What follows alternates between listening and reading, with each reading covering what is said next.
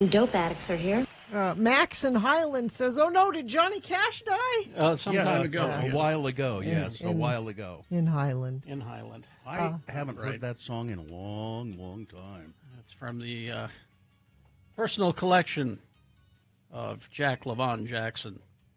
From the Jack LaVon. I didn't know his name was LaVon. The Orange Blossom Special album, the titular song from that album. Oh, no, this is from Folsom Prison. Oh, it's not from the Orange Blossom Special album. No. Because on the Orange Blossom Special album, I don't know if it's he did 3 Bob Dylan songs, Johnny Cash did. Oh, really? Yeah, and I remember his version of It Ain't Me, Babe. Johnny Cash, it's quite good. Oh, I should have played Dirty Old Egg-Sucking Dog from this one instead. Well, not as well known. Really. Not as well known. Not as well known. And then, but to listen to Johnny Cash and playing the harmonica, and he's just great. Yeah. Because on this day he's born. Yes. In 1932. He didn't write that song. He was not the first person to record that song, as a matter of fact. It was written by Irvin T. Rouse. And in 1938, and was first recorded by Mr. Rouse and his brother Gordon, often simply called the Special, or OBS. The song is commonly referred to as the Fiddle Player's National Anthem. It's supposed to have a fiddle in it. That's but Johnny Cash didn't have the fiddle with him, so he had the harmonica. And but most of the versions you'll hear will have a fiddle, and it's been done by everybody. Everybody.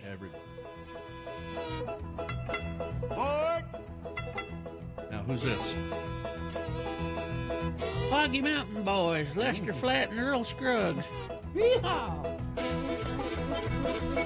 Yeah, there you go.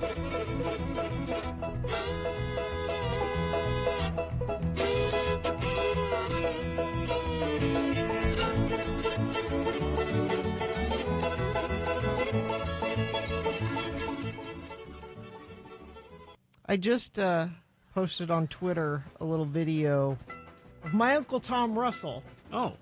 Talking about meeting Johnny Cash. And Johnny Cash recorded one of his songs. Your uncle, Russell, Tom Russell, is a performer and songwriter. Yep. He wrote a song called Veterans Day, and Johnny Cash recorded it, which is pretty cool. Electric Light Orchestra did a version of it. Really? ELO, yeah. That won't have a fiddle in it, I guess. It might. Let's see. This is Roy Clark. Picking and a grinning. Whom people are rediscovering. Yeah, because he was a hell of a guitar player. Yeah. He was picking and grinning.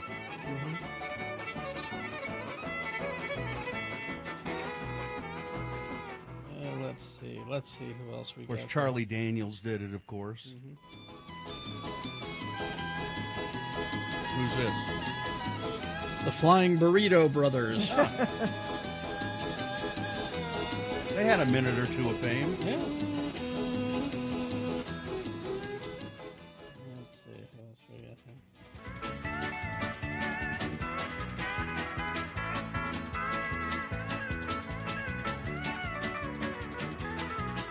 here.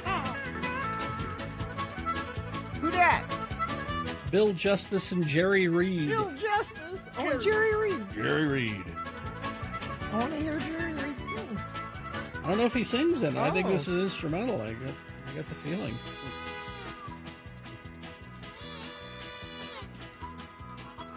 Electric. You can't find ELO. I'm looking. Says it was released on their 1974 live album, The Night the Light Went On, in Long Beach.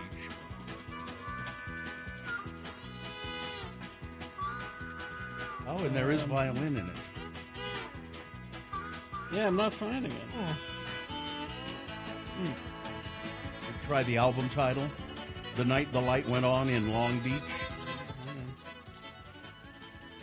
Night the lights went on in long.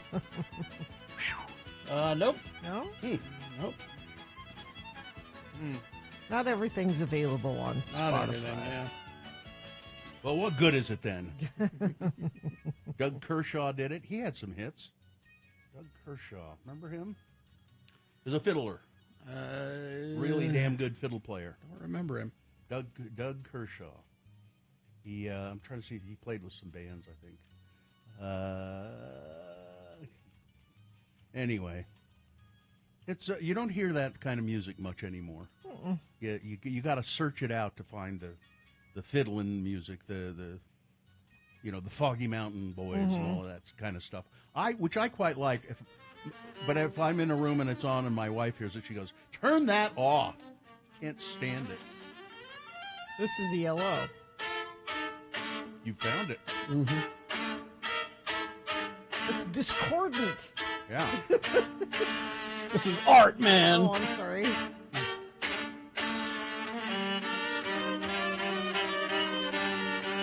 Let me get into it. Yeah. There is a violin improvisation by somebody named Mick Kaminsky, and then it gets into the song.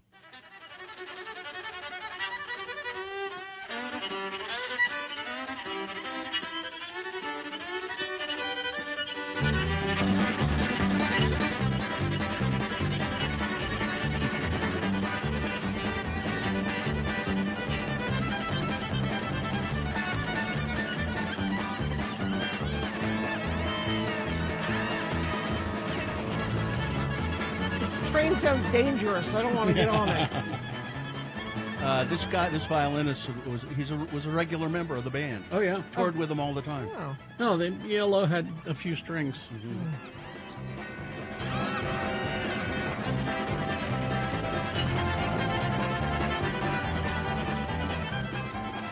Jeff Lynne with his big old hair and his big old shirt collar. Yeah. They got a cello. They got or the big violin, as it's called. The one that stands on the floor. The big one. Yeah.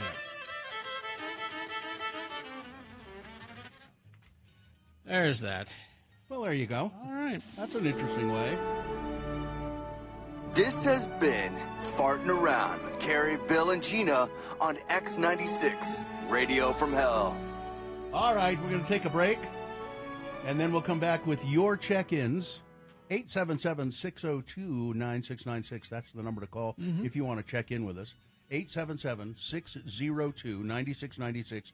We like to hear from you in the morning, so why don't you do that? You can also text us if you like, 33986. Hoops Vision Correction, HOOPES Vision.com. I was thinking about it this weekend, how weird it is. Yeah. Contact lenses are just weird if you think about it. Well, you're sticking pieces of plastic on your eyes. Ridiculous. Yeah. Well, you don't have to do that anymore, Carrie, because you went to Hoops Vision. Indeed. Hoops Vision Correction. This is a safe procedure.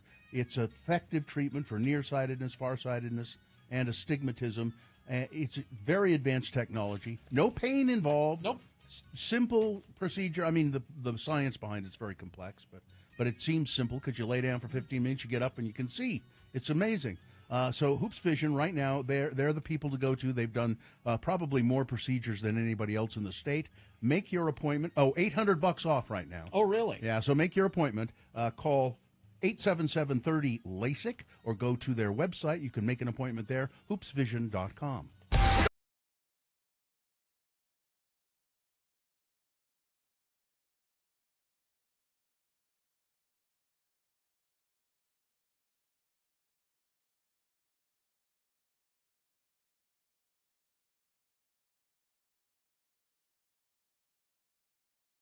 Because people love a good list. X96. This is old-fashioned manners that society has abandoned. And on this list, which is what made me think about it, removing your hat when you're indoors.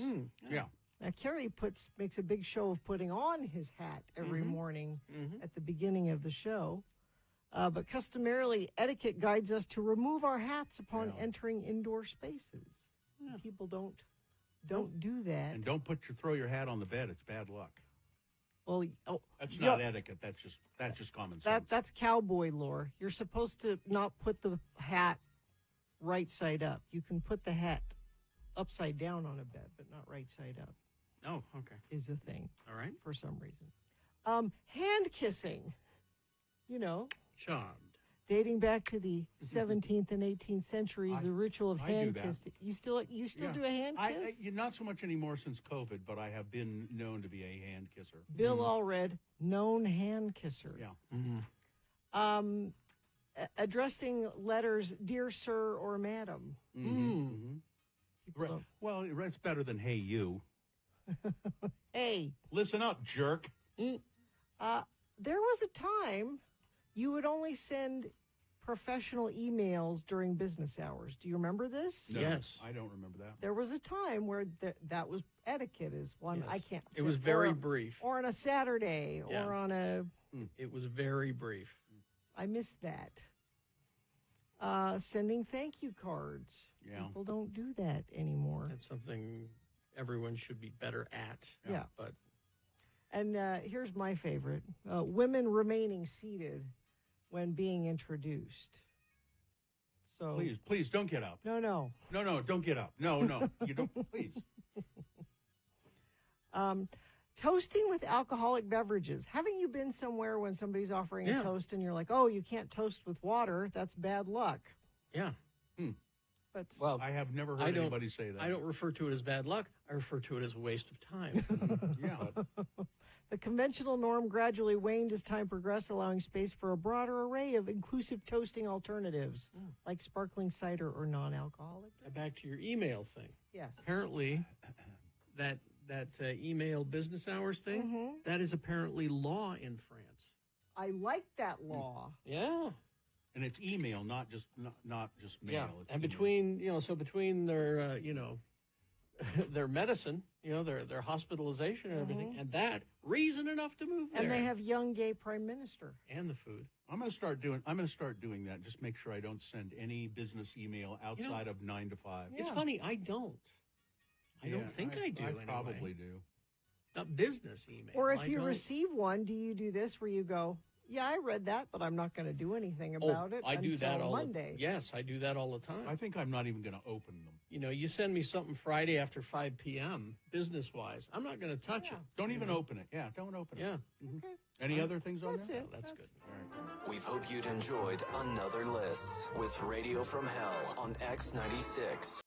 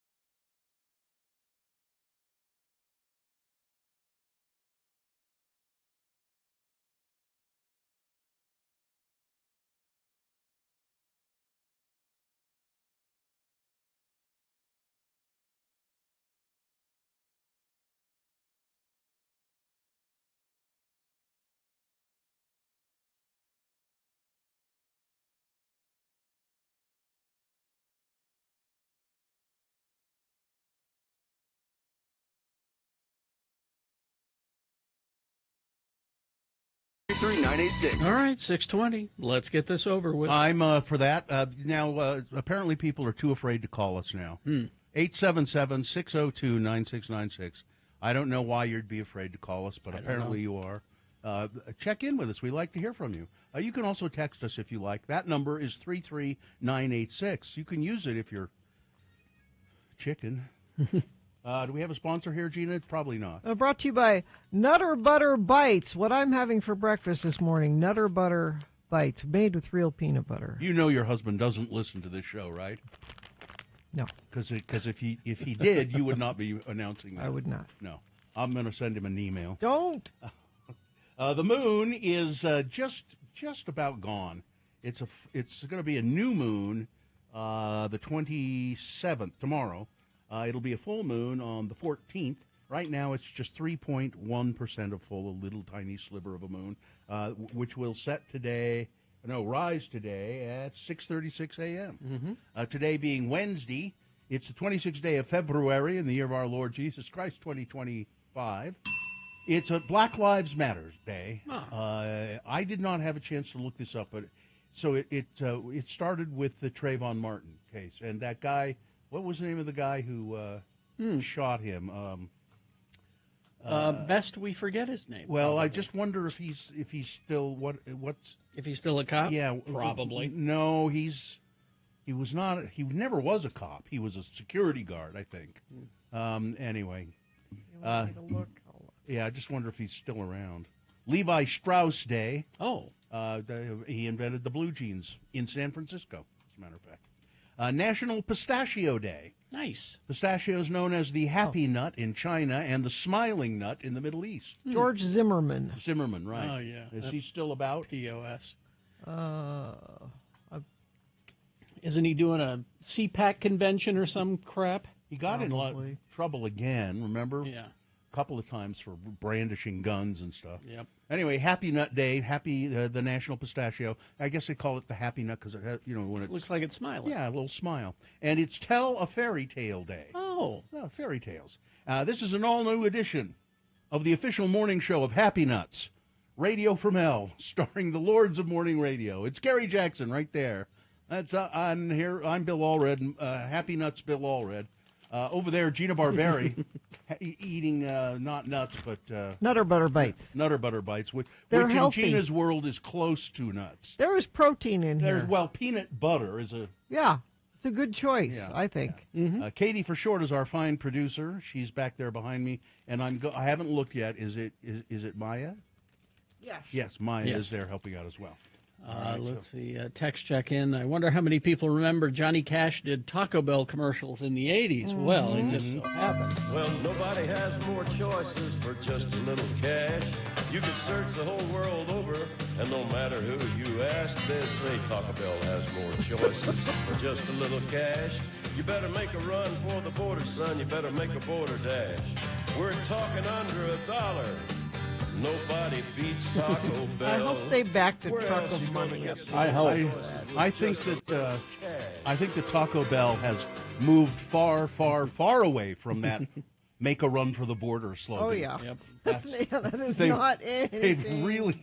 They've really backed dropped away that. from that. Yep. Let's go to Eddie. Hello, Eddie in Salt Lake City. Good morning. What's up? Good morning, lords and ladies. I'm wearing my Levi Strauss for Levi Strauss Day. Oh, good. you did that on purpose. Which ones do you wear? Do you wear the traditional 501s? I don't know what they are. Whatever ones are on sale that come in a 38 inseam. You must get them at the jeans wall at Reeves. I used to wear nothing but button fly 501s. 501s. I Yep. loved those Levi's. What else you got for us, Eddie? I was going to tell you that there's honky tonk and bluegrass at Fisher, like every week on Tuesday or Wednesday. Fisher? At the brewery. Yeah, Fisher Brewery. Yeah. Yeah. Well, that's great. It's pretty good time. Every what? Every how often? I can't remember if it's on Tuesdays or Wednesdays, but if you look them up on Instagram or something, that you'll find out. You know what? You know why you can't remember is because you spend too much time at Fisher Brewery. We'll see. I never know what day it is. Yeah, that's well. There Yeah, you go. you're better off. We'll see you later, Ed. You don't even know what pants you're wearing, for God's sake. You're better off. We'll see you later, Eddie. Thanks, Eddie. Eddie. All right, Michelle is here. Hello, Hi, Michelle. Michelle and Murray. What's up with you? Oh, just enjoying the Johnny Cash morning. Well, good. I'm glad you like that. I did have something else I wanted to mention. Uh-huh. I was hoping that maybe the friends of the program might want to reach out to John Curtis and just say, hey, you know what? Thanks for saying that we don't want to be friends with Russia and North Korea because we appreciate you standing up for us. Yeah, He did. Yeah, he Saying did. something is hard. It took real courage to recognize Putin as a dictator. Yeah. Are we the baddies? No, he's. Well, I mean, come on. Everybody's afraid of saying anything against Trump. And, I mean, Oh, if yeah. he's willing to do that, he should be thanked. Yeah, I will take whatever good news I can get, and him being, like you said, being willing to say that, I will take that. Yes. Yeah. All right. Thank you, Michelle. Thanks, Michelle. Okay, thanks. It's the party of death threats. All right, Milo is here. Oh, Milo in West Valley. Good morning. Good morning. Don't worry. Don't worry. Okay. Now I'm worried, Milo. Yes. What's up? Not much, man. Don't be afraid. I'm not afraid to call you guys. Social anxiety scares me, man. You're not afraid. You guys didn't do. You're not afraid to call any radio station. I've heard you call other radio stations, Milo. Of course, I'm a very social person. You'd have to tell me to shut up for me to stop talking to you guys. Oh. Is that all it would take? Yeah. Milo, or come some on. food, or some beer. I'll be too busy. I see. Oh, Indulging myself in food and beer. Yeah. Milo, what do you got going today?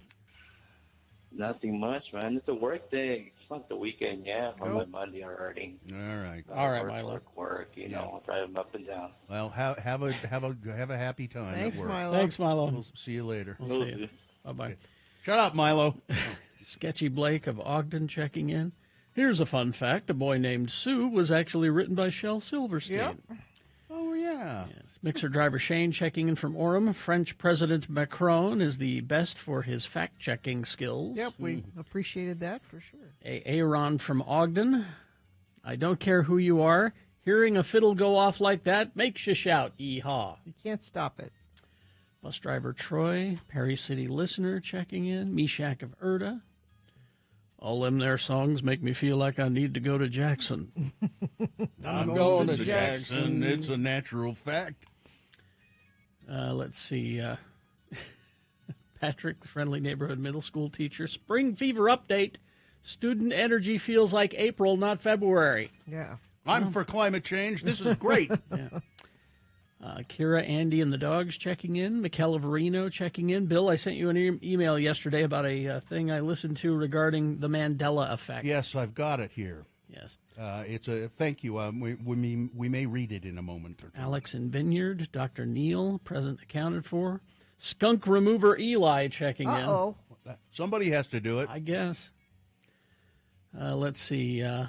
Love when you can stump Shazam. The ELO version was obscure. I also love when Gina says, "Who dat?" Who dat? Woodworker Willie checking in. Metal Shop Mark. Salem Steve checking in. Reminder, Mike Lee has relinquished control of his to Trump's. Mm-hmm. Have a great day, everybody. Mm-hmm. You know, you don't talk like that in Salem, Steve. Moni here from Taylorsville checking in. Good morning. Let's see. Dawson checking in. Eating cheese with a mouse. Did you take the mouse home with you, Dawson? Guess he did. Much better start to the commute today than yesterday. So far, no accidents or delays on major freeways. Do have some congestion at all three gates of Hill Air Force Base.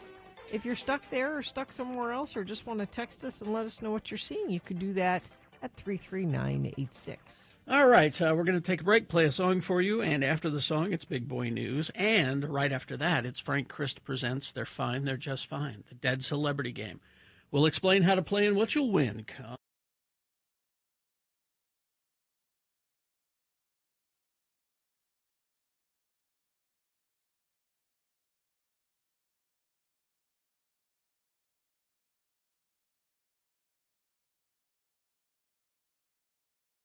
Actual? I would love a list. It's Radio from Hell with another list, because people love a good list. X96. So we did Hello, Yeah, What a few minutes ago where folks were calling in. And sometimes when we do that feature, people call in with baby names. And they say, oh, we're having a kid, and here we want to run some names by you. Which we appreciate it when you do that. We can hopefully help alleviate a lot of childhood trauma by steering you away from a bad name. We know what's a good name and what's a bad name. Mm-hmm. Well, this list is baby names from the early 1900s that no one uses anymore, and maybe it's time for them to Bring them back. Is Elmer on the list? Let's find out. Okay. Number 1 on the list, Mildred. Mildred is a very old-fashioned name. I don't object to it, but It was a top 10 name back in 1900. There are no new Mildreds anymore. Colonel Potter's wife. I'm not sure how I feel about Mildred. How about Ethel? How do you feel about Ethel? Still not even Still sure not about great? Ethel. I'm not. I don't mind it. It is old fashioned. Gladys. That I don't care for that. Out of all those, Because here's the reason. My grandfather had was it his aunt, I think, someone in the family that he didn't like, and he always referred to her as Gladass. And that's see, so that's a good example of how we work through names so kids don't get made fun of. Gladass. Clarence. Clarence. When was the last time you ran into a Clarence? Yeah, no, I don't know one. And I don't care about that too much. Bessie. Now, we have a history with Bessie. Bessie, yeah. The milk beast. The milk beast. And more often you think of cows named Bessie, but people named. I would maybe. No? Boy, I'm just not sure about any so of these. far, no? Yeah. Bertha. No. Bertha, that's, No, it's just too old-fashioned. I grew up, there was an old German lady in the town, Bertha Darter was her name. Bless her, she was nice. But you can't picture a little kid. Yeah, to me, it's Bertha always... starts kindergarten next year. You don't... Exactly, See, I kind of like Ethel starts kindergarten next year. Ethel. How about Earl? Earl, sure. There are no little kids named Earl. Earl's a good... go with Earl. Earl's solid. Yeah. Name a girl, Earl, how you doing, Earl? Oh, how do you like my nice green suit? Gertrude. Boy, that's You tough. call her Gert. Gertie. Gert or Gertie's Gertie. cute. Yeah. Okay. That's kind of cute, I guess. Herbert. Herbert. Herb. Well, you'd be Herb, yeah. Yeah, Herb. Or Herb. Oh, here's Elmer, Bill. Elmer's there? Yeah, that's a tough one. That is hard. Is Ralph on the list? This says if you choose Elmer, expect to get a lot of glue jokes in the future. Yeah, stay away from that's Elmer, yeah. Agnes. Agnes. My girlfriend, Agnes.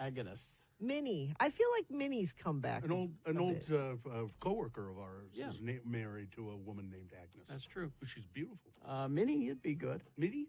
I like Minnie. Minnie Driver? Sure. Minnie the Moocher? Blanche. No, Blanche, I think, is acceptable now because of the resurgent popularity of Golden Girls. But I don't see baby Blanche. I went to school with a girl her name was Blanche Belliston. That's kind of a pretty name. Which I thought was nice. Thelma. I like Thelma. That's going to make a comeback because of this cartoon. No, that's Velma with a V. Oh, that's right. It's Velma. Yeah. Lloyd. You never meet any little boys named Lloyd anymore? I had an uncle named Lloyd, and he was a bit thick, but Lloyd. Bernard. Or Bernard. Bernie or Bernard. Yeah. Bernard, yes. Bernard, that's all right. Yeah, sure. Fanny. No. Ooh, that's tough. No. Stay out of England. Yeah, no. Bernice. Bernice. I called you Bernice. That's funny. I saw a picture of Abe Vigoda yesterday, and the first thing when I saw his picture, I went, "Yes, Bernice." That was in my head. Just in your head. Those are both from Agnes and Agnes. Yes, from that because Inspector what's his name's Barney wife Miller? was Agnes. Yes. And finally, Milton. Milton? I'm okay with Milton. Milt? It's kind of high class sounding if you use the whole thing. Yeah. Milton, he's off to kindergarten now. Somebody says, I have fifth grader named Ralph and kindergartners named Mildred. There's a little girl in my neighborhood named Agatha. Agatha? I wonder if you're going to get that from the WandaVision. WandaVision show. They call her. I'm sure they call her Aggie. Well, then they come with a theme song. It was Agatha all along. Our dog's named Mildred. You named your dog Mildred? Metal Shop Mark's grandmother's Mildred. Oh, Agnes is Skinner's mother on The Simpsons. That's right.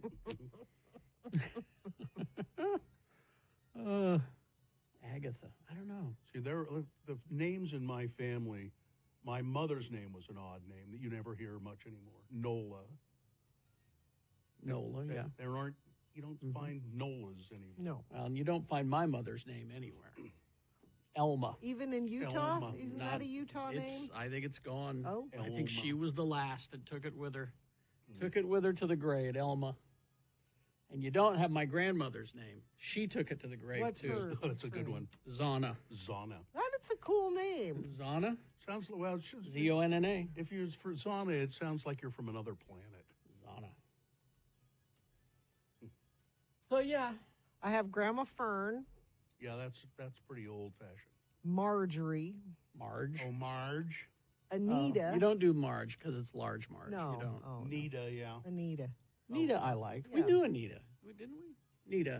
We knew a girl named Nita. Nita, yeah. Who is the... N-I-T-A. Yeah. She's blonde. I can't I remember. thought she was a friend of yours. Uh-uh. Yeah. I mean, Yeah. maybe. It's in there somewhere. It's in there somewhere. In the brain. So, but if you're having kids, if you've decided that's something you want to do, check with us with their names before. Maybe that's our X poll tomorrow. Is the tell us about your strange family names. Although, before you even get to the name part, just maybe rethink the thing about having kids. Yeah. We need human capital stock, Bill. You can't that's right. discourage people from We need having workers. children. That's right. We need Human workers. capital The stock. human capital stock has to be You'd enjoyed another list Replenish. with Radio from Hell on X96.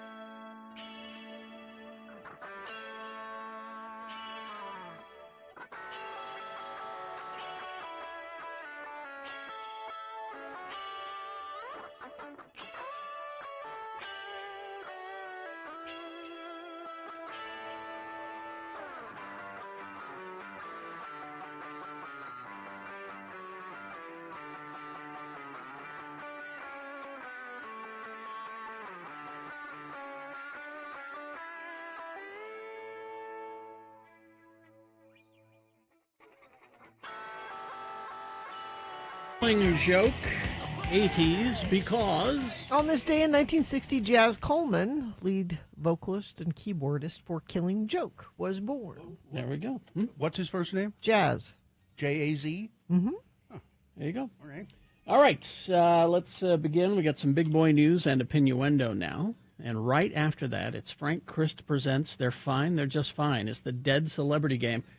Going to give you a list of 4 celebrity names. 3 of those celebrities are just fine. Mm-hmm. 1 of them is dead. Pick the dead one correctly. You will win. Tickets to see Sam Fender coming to the Union on April 23rd.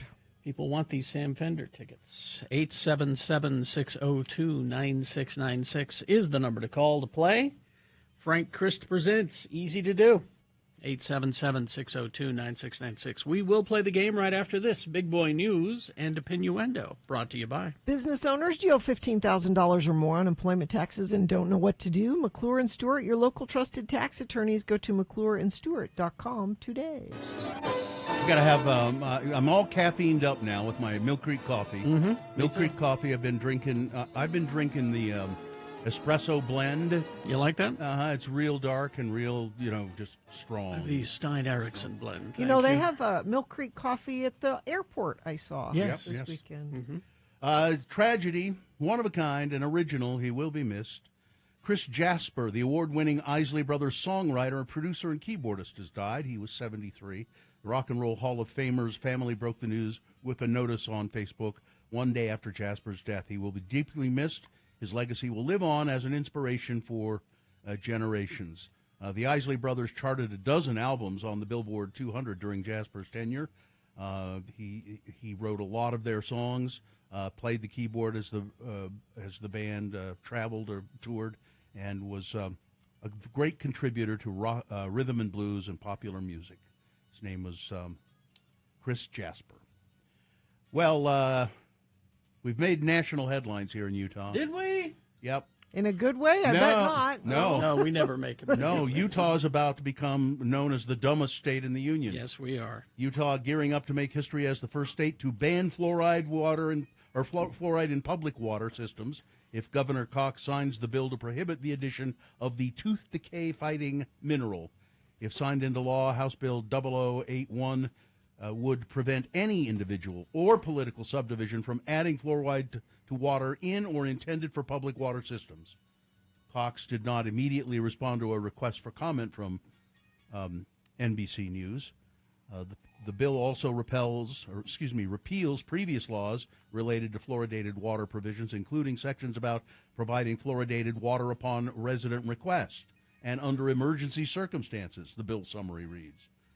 The bill is passed out. It's going to the governor's desk for a signature. And a recent report, by the way, published in the Journal of American Medicine, found a statistically significant association between higher fluoride exposure and lower children's IQ scores. But the researchers did not suggest that fluoride should be removed from the drinking water. Yeah. According to the report's authors, most of the 74 studies they reviewed were low quality and done in countries other than the United States, such as China, where fluoride levels tend to be higher, the researchers noted. They very carefully have studied this and calibrated the amount of fluoride in the water. There's just enough to help prevent tooth decay. A Sandy mother with 3 kids in her car on her way to a parent-teacher conference pulled over.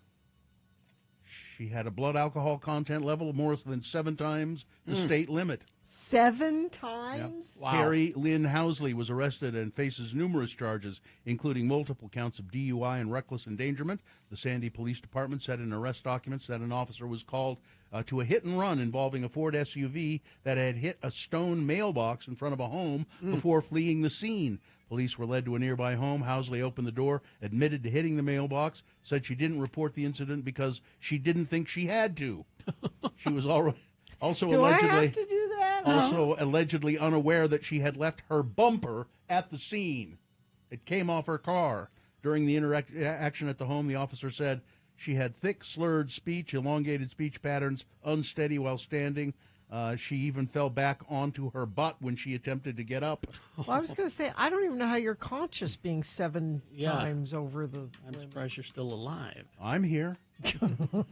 After having difficulty during field sobriety tests, they finally took her in and they tested her blood. And that reminds me of... 3 kids with her in that SUV. My sister, who's a teacher, she said one time for parent-teacher conferences, one of the moms came with a Got Tequila shirt on. Like, that's a choice. I'm going to parent-teacher conference. With a Got Tequila. I could have just worn a plain T-shirt, but my guess is that this mother did not really choose or not choose. She had no idea what she had on. That's my Got Tequila? Donald Trump has gone really off the deep end again. He's done. Have you seen the video, Gina? Oh yeah. He's about the U.S. taking ownership of the Gaza Strip, turning it into the Riviera of the Middle East. He just released this bat crap crazy video, skyscrapers and children running on a beach in Gaza. It's like an AI generated. What would it be like if we take over Gaza? Followed by Teslas driving through the streets. Someone with a striking resemblance to Elon Musk eating bread dipped in hummus. Yeah. Hamas militants with full beards dancing flirtatiously in bikinis and sheer belly dancing skirts. A child holding a giant gold Trump balloon. Trump dancing with a scantily clad woman in a nightclub. Musk showering people with cash. A Trump Gaza building. A golden Trump merch, including a huge statue of Trump in gold. And he released this. He put this out. Plus, Trump and Israeli Prime Minister Benjamin Netanyahu lounging topless poolside while enjoying cocktails. The Trump Gaza Hotel says all you need to know, really. It's crazy. Yeah, he is insane. Absolutely crazy. Or he thinks and knows nobody's going to do anything about it. Nope.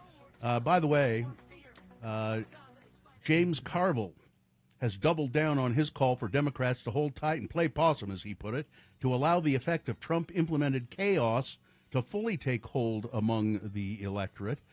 Carville made a bold prediction, saying that he believes that Musk is going to be the greatest generator.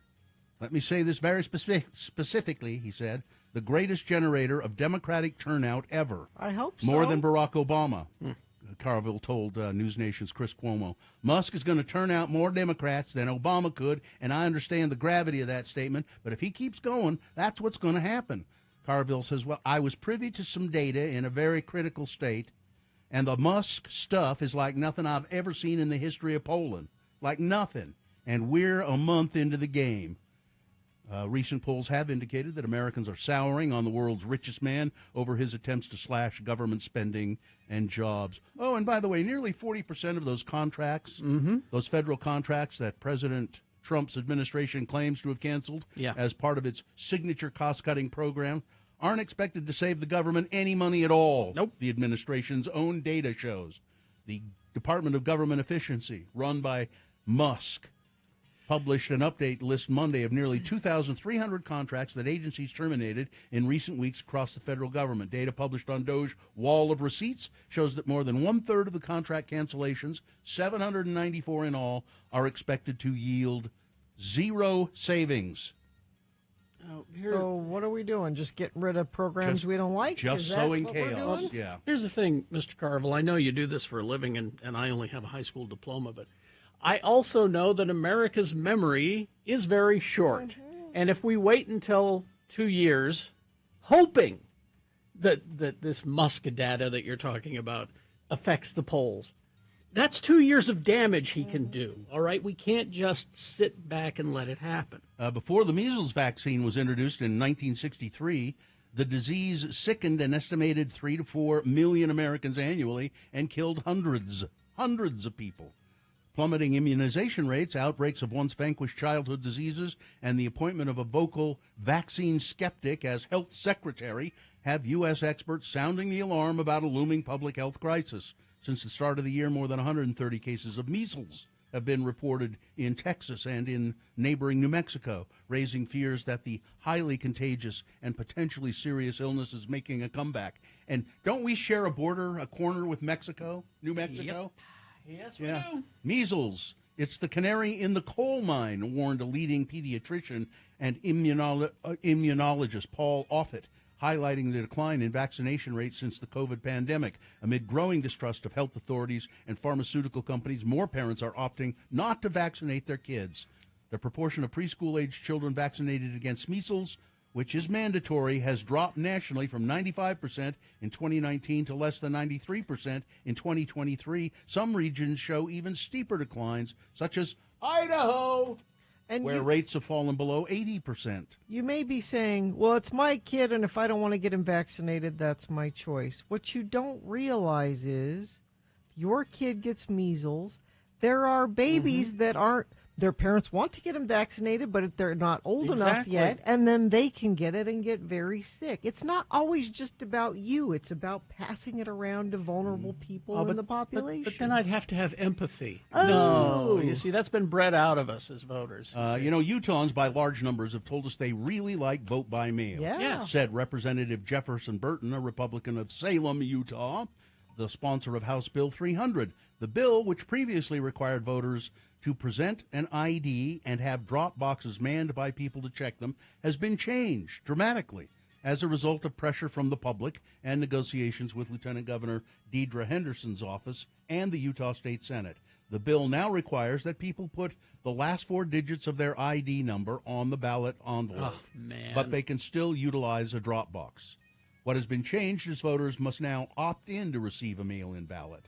You've got this 3-year window where you opt in, but you opt in at every touch point, said Mike McKell, Spanish Fork, who is now the Senate sponsor of the bill. What problem do you think this is solving, Mike? He says you can opt in by voting in person, you can opt in by renewing your driver license, you can opt in by renewing your registration, or you can simply go in and opt in. The idea was to make it very easy. We're still working on it. No. It's already easy. You're trying to put little tiny roadblocks along the way that make it just a little bit more difficult for people to do it. It works fine the way it is now. Well, Mike Schultz, the House Speaker, has raised concerns about election security. But Mike Schultz is a loon, though. They're also seeking to improve a ranking by the Heritage Foundation. Oh, well, there you go. A conservative policy think tank which has criticized Utah's election system. What was it? Over a 3-year audit, 3 years, there were 5 votes in the whole state But this is that about, were this is about feelings. This is about feelings, Gina. You see, we've been telling people that their votes aren't secure for so so we have long. to- We have to now react. I now So- feel that they're insecure. Yes, they feel they're insecure because we've been telling them they're insecure. 5 votes in 3 years. And I'm sure that this is the same guy every time. A naked Florida man has been accused of breaking into somebody's home. It's the same damn guy every time. He gets out, he goes and he does it again. I am positive. And about once a month, somebody finds a naked burglar in their home, and it's this guy. All right, I'm that's just the wondering, news. if you're a naked burglar, where are you going to put the stuff you're stealing? Exactly. Don't you need pockets? Again, this Gina, is not you're thinking assuming ahead. that a naked Florida burglar has some ability to have foresight and thought. Thinking ahead. No. We need contestant for for Frank Christ Presents the Dead Celebrity Game. 877-602-9696. What is the prize again? Tickets to see Sam Fender coming to the Union on April 23rd. Sam Fender concert tickets. 877-602-9696. And he's really good. He is call, play, win. Frank Christ Presents right after sports, weather, traffic. You know who else is really good? Utah Hockey Club. They beat Chicago Blackhawks last night 2-1. They're getting close to being in the playoffs, which is exciting for them. They play tomorrow at 7. Utah Jazz, let's see, they will lose to the Sacramento Kings tonight at 7 o'clock. I bet you can still get some of those cheap tickets that we were hearing about, and you can see the Sacramento Kings play. That might be fun. It might be. Utah men's basketball with interim head coach against the number 22 ranked Arizona Wildcats today at 7. BYU against Arizona State Sun Devils at 7:30, and Utah State playing Boise State at 8:30 tonight. That's your sports weather. A little bit cooler than it was yesterday, 47, but sunny and just a beautiful day on tap for you. And traffic. And I love climate change. Traffic still looks good. I have no accidents to tell you about. And I don't think you've texted any in. Let me check our message stream. That's where you, Infiniteam, let us know what you're seeing on the roads at 33986. He's in the studio with us now. He just came flying in through the window on his electric scooter. Hello, everyone. Hi, Frank. How are you? I'm fine. I'm just fine. Oh, good. Frank Christ is here. He is the reaper of celebrities' souls. He's the hardest working reaper in the business. Frank works his fingers to the bone. Hey, you know all I get for that? Bony fingers. Bony fingers is all I have to show. Yeah. Frank is that's his specialty, reaping the souls of celebrities, and it's an onerous burden to him because you love. I love our precious celebrities. I don't like taking any of them because all of them are correct. You wish they could be immortal, don't you? I do. If there was a way. Oh, if there was a way. But Frank joins us to play a macabre little game we call Frank Christ Presents. They're fine. They're just fine. He's given me a list of 4 actors.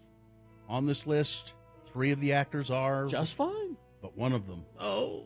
One of them Frank had to take, and it was very difficult. And this one, I imagine, was very hard. This one was, yes. We have a contestant to play the game? Yes, Jeremy is here. Jeremy, how are you? Good. I'm fine. I'm just fine. That's good, Jeremy. I'm glad you're fine. You're just fine. Jeremy, if you can select the dead celebrity from this list, what's he winning again? Oh, it's Sam Fender tickets. Sam Fender tickets. Now, because it's National Tell a Fairy Tale Day, Frank has given me a list of actors in movies based on fairy tales. One of these is dead. You tell me which one. Number 1 on the list is Nonso Anozie, a British actor who had roles on TV in Game of Thrones and Sweet Tooth. His film work included Cass, Rock and Rolla, The Grey, Ender's Game, Guava Island, and Nanny McPhee and the Big Band. And he was in Artemis Fowl as well. He was in a movie version of Cinderella. Number 1, Nonso Anozie. Number 2, Jean Moreau. She won the Cannes Film Festival Award for Best Actress for 7 Days and 7 Nights, a BAFTA Award for the Best Foreign Actress for Viva Maria, with additional prominent roles in La Notte, The Diary of a Chambermaid, and Jules and Jim. Orson Welles called her the greatest actress in the world. She was in a movie called Ever After, based on the Cinderella fairy tale. Number 2, Jean Moreau. Number 3 is Bill Nighy. Early on, he was hailed for his stage work in David Hare's Pravda, Harold Pinter's Betrayal, Tom Stoppard's Arcadia. He also appeared in many, many films, among them Love Actually, Pirates of the Caribbean, Shaun of the Dead, The Hitchhiker's Guide to the Galaxy, and one of the Harry Potter films. His fairy tale film, Jack the Giant Slayer. Number 3, Bill Nighy. And finally on this list, Jean Marsh. She co-starred and starred in the TV series Upstairs, Downstairs. She was also Sarah Kingdom, a companion of the very first Doctor in the long-running TV show Doctor Who. Marsh's film credits include The Rebel, Cleopatra, Unearthly Stranger, and Alfred Hitchcock's Frenzy, and The Eagle Has Landed. She was in a fairy tale film, Willow. Number 4, Jean Marsh. All right, one of those actors is dead, Jeremy. Who is it? Number 4, Jean Marsh. No, she's fine. That was a good guess, though. I mean, she's 90. 90. And she was like the companion to the very first Doctor on TV. That's amazing. But I'll give you another chance, Jeremy. We believe in unlike Frank, we believe in second chances. Is it Nanzo Bill Nighy, or is it Jean Moreau? Jean Moreau? Yes, Jean Moreau died in 2017 at the ripe old age of 89. Too soon. Yes, she was lovely, and what a great actress she was. Too soon. Too soon. All right, Jeremy agrees. Too soon. Too soon. All right, Jeremy, you've won those Sam Fender tickets. Say thank you. Thank you very much. You're welcome. Hang on, and Katie will help you out. Oh, okay. Well, I've got to go and check on a few people today. Who you got? Ooh. Well, Erica Badu is 54. I'm sure I'm she's sure just she's fine. Yeah. But I am a little concerned about Michael Bolton. I've always been a little concerned about Michael Bolton. He actually has been ill. Has he now? Oh, really? Yeah, How he am sounds I- ill. Yeah, listen. He's 72 today. How are we supposed to live without you? I don't. How am I supposed to live? Yeah. Well, goodbye. Goodbye, everybody. Please Goodbye. take that with you. Goodbye, Frank. He had a song called Gina. It's terrible. Gina! All of his songs are terrible. His popularity escapes me completely. You know, it's not terrible as your commute. It's looking great. It's better than Michael Bolton out there. If you see something that's not Michael Bolton great, you can text us, 33986.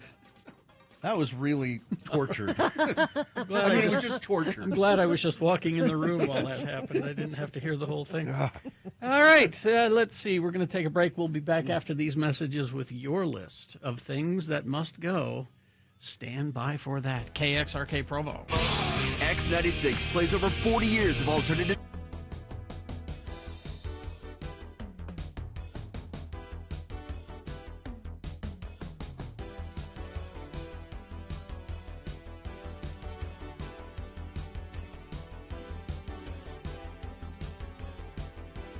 Where does that music come from, Frank? When you appear in the studio, this is Frank Chris, the celebrity Grim Reaper. No, he's not a celebrity. He's the Reaper of celebrities, a Grim Reaper. But so it gets cold, and this organ music just starts up out of nowhere. It's a little Bluetooth speaker I've got On your scooter there. pairs with the scooter. I see.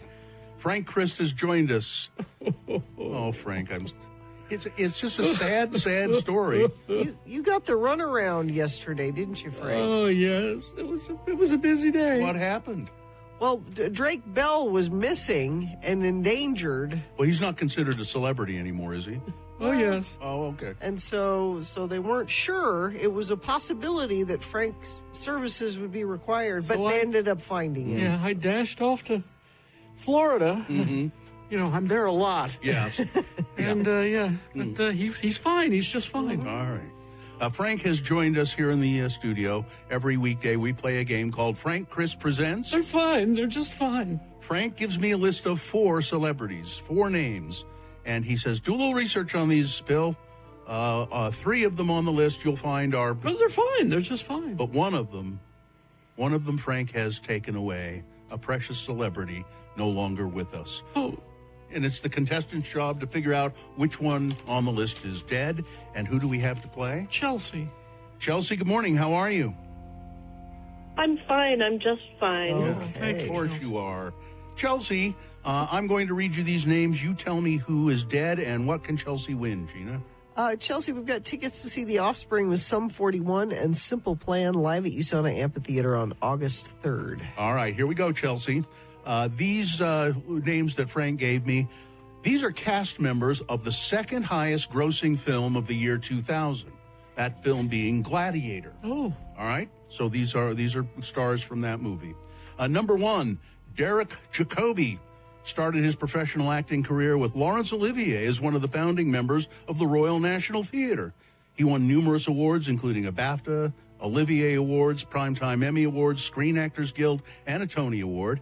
Mr. Jacobi was given a knighthood for his services to theater by Queen Elizabeth II.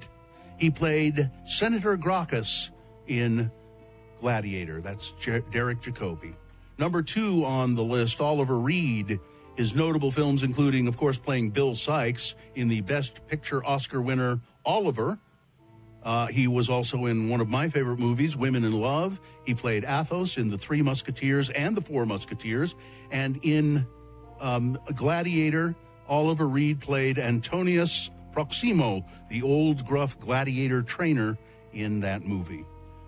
Number three on the list, Tommy Flanagan, best known for his role as Chibs on Sons of Anarchy and its spin-off, Mayans MC. He was in Braveheart. He was in Guardians of the Galaxy 2, and he played Cicero in Gladiator. He was the loyal servant to Maximus the Gladiator. Number three is Tommy Flanagan. And number four, Connie Nielsen. Her feature film debut was in the Jerry Lewis French film, Par où-tu rentrer en t'a pas sautir? She moved to the United States and made her first appearance in a major English language film after being in that Jerry Lewis film called The Devil's Advocate, starring opposite Al Pacino and Keanu Reeves. In Gladiator, Connie Nielsen played Lucilla in Gladiator. She was the former consort to former girlfriend of the Gladiator. All right, those are the four people in Gladiator. Do you know, Chelsea, which one is dead? I'm going to guess B. B, Oliver Reed? That's absolutely correct. Yeah. Oliver Reed died in 1999 at the age of 61. He died during the filming of Gladiator. He did. He did indeed. As a matter of fact, I think they had to sort of cobble together some scenes, using like a double and things like that. So congratulations, Chelsea. You win tickets to see The Offspring. Thank you. You're welcome. Hang on the line, and somebody will tell you how to get those tickets. Oh, well, I've got to go. Yeah? Pete Rose is 82 Oh, yeah, go check on him. today, so I've got to go and check on him. Okay. Goodbye, everybody. Goodbye. Bye, Frank. I was going to tell him Derek Jacobi's 84. That's even older.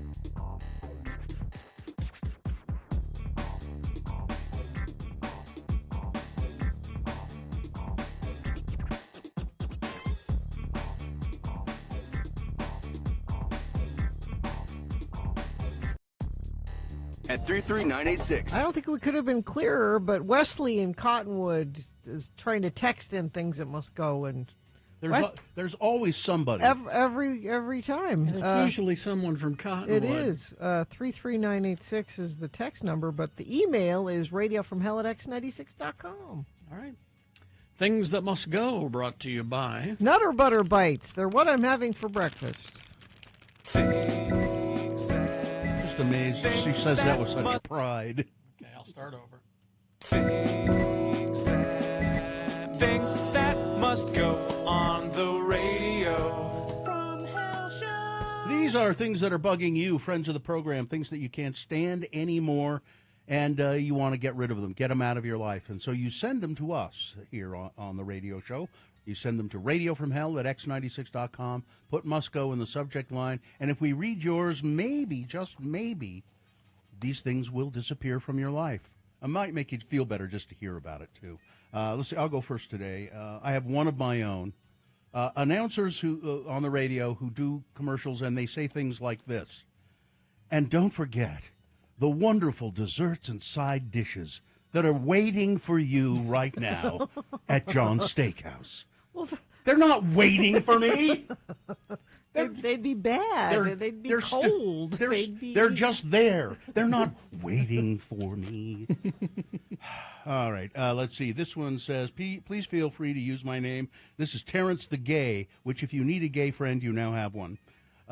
My thing that must go yesterday. People on social media who inevitably ask source or claim that my source is bad. Fake news when I make a post about current events or information, and I had posted a valid link and or quotes, videos that I've checked up with just to justify my post. Blah! I have written posts and articles for many newspapers, journals, and magazines, as well as college papers in my bachelor's and master's degree programs. All of these required me to research to back up my posts. Research is what I do. You know how to do this. Don't just discredit something simply because your cognitive dissonance, confirmation bias, and or small weenie ego energy refuses to let you learn something. It's not my job to spoon feed you information. You have right at your fingertips. You tell him, Google it, you numbskull. Thanks for letting me listen, Terrence. You're welcome, Terrence. Hello, please don't use my name, this one says. My must go is the panic I feel about helicopters flying overhead. I'm in Eagle Mountain. It's by the base. I think Camp Williams, right? Yeah. And I've experienced them occasionally, but with the current climate, I start to overthink and worry when a helicopter flies overhead. Holding it together has become hard, but you all make it a little better, so thank you for all you guys do on the radio. This one says, hello, Lords. I have a thing that must go. It's really bugging me. Hopefully we can make it go. I'm dyslexic. I grew up having resource classes, summer school, private tutoring to help train my brain to process words in a normal way. It took a lot of work to be able to read and write. Never had decent grades in school, but all the hard work paid off, and as an adult, most people wouldn't know that I'm dyslexic. I mean, I still have issues at night when I'm tired with reading because my brain gets tired. I also don't know left from right without looking at my fingers to see which hand makes an L. Lately, I've noticed people who say, I'm dyslexic when making a mistake that has nothing to do with reading or writing. Or I have math dyslexia when I'm making a simple math error. Unless you're actually dyslexic, don't use it as an excuse just to say you made an error. Every time somebody claims to be dyslexic as an excuse, I want to punch them in the face. Please make this go or I'll end up in jail. And finally, this one. Good morning, Lords. I got a fortune cookie that read, character development is the true aim of education. Well, that might be true, but it's a statement. It's not a fortune. I want fortune. What happened to real fortune cookies? Yeah, exactly. These wisdom cookies masquerading as fortune cookies must go. I agree. Carrie? This one from Ruby. When people put their mouth on the drinking spout of the water fountain. Ew. Yeah, what? Why? Is she hanging out with grade school kids? Is I think Ruby is. I read Ruby's. I think Ruby is right? a grade school kid. Oh, when people cough without covering their mouth, that scans, yeah. But then when people talk about politics in school, must be talking about the teachers, I guess. This one from Levi and Coachella. Fellow job site workers who don't clean up after themselves. Learn to use a broom. Also, the same workers that damage something on the job site, not telling anybody. Own your ass. All right. This one from, please don't use my name. I work at one of the state liquor stores, and I love my job. However, there are some things that happen that drive me crazy and must go. We are required by the state to ask each customer if they want to round up to the nearest dollar for the homeless. Yeah. Some customers are happy to help, but some customers want to go off about the homeless and tell you what they think of them.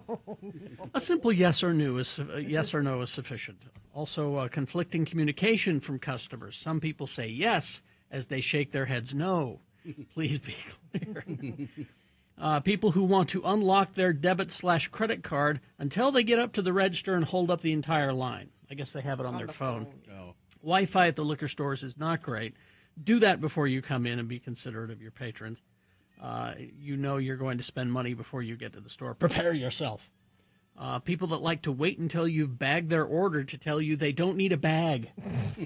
Give my arm a break. Thanks for letting me unload. And finally this, Carrie saying, you voted for him. No, I didn't. Please don't lump me in with the crazies who did vote for Trump. It just makes me feel bad. No, Abby, I'm speaking specifically to you, okay? Not just in general, people. Specifically to you. All right, Gina? One thing for my house, I have a puppy, Oakley. There are lots of things that must go with puppies. There's the one I will tell you about now is I take her outside. She goes potty. I watch her go. We pray. Yay! You did it. We go inside, and she immediately potties again inside. You just went 30 seconds ago. Don't rush her. Let her take her time. If she needs a second one, just wait a little while. This is from Jenna. The phrase, if you know, must go, specifically when it's used to sell unremarkable things. Now, I know your show uses the phrase when playing deep cuts, and that is when it's used properly. It clues the audience into something cool that they have to dig a little deeper to learn more about. No, I'm talking about a brunch place that shall remain nameless. The menu description for a Dutch baby was simply, if you know. Is the knowledge of this oversized pancake really such a status indicator? Thanks, Jenna. Let's see. This is from Jocelyn. Good morning. My name's Jocelyn. I'm transgender individual, and my must go is all the damn anti-trans bills. I'm so sick of everything. My family's preparing to flee if needed, but I can't get a passport. So I'll be screwed anyway. Sorry, Jocelyn. And then finally, this one. Circling a busy parking lot looking for a space in a car sitting in a good spot with the reverse lights on, but they're just sitting in there scrolling on their phone, and no telling how long they will be there. All right. Thank you very much. Things that must go on the radio. Several Infinity members reporting intersection lights are broken and flashing 54 South 40, 15 West in Kearns, backing up eastbound traffic. Actually, like 5 or 6 of you have sent that in, so that means your fellow listeners are nearby. You should turn in your car and wave. Everybody there, if you're listening to this right now, start honking. So please. Text us whatever you're seeing, 33986. All right. Boner of the day coming up? Oh, yeah. Let me pull those up here. I was just distracted a bit. Here we go. Girl Scouts are a scam. That's number one. Boner candidate number 2. They forced us to sit next to a dead lady. And boner candidate number 3. Yeah, the commissioner is pretty well known around here as a bully. All right. Boner of the day, big boy news, all coming up after these messages and a song. Stand by. The X96 secret contest.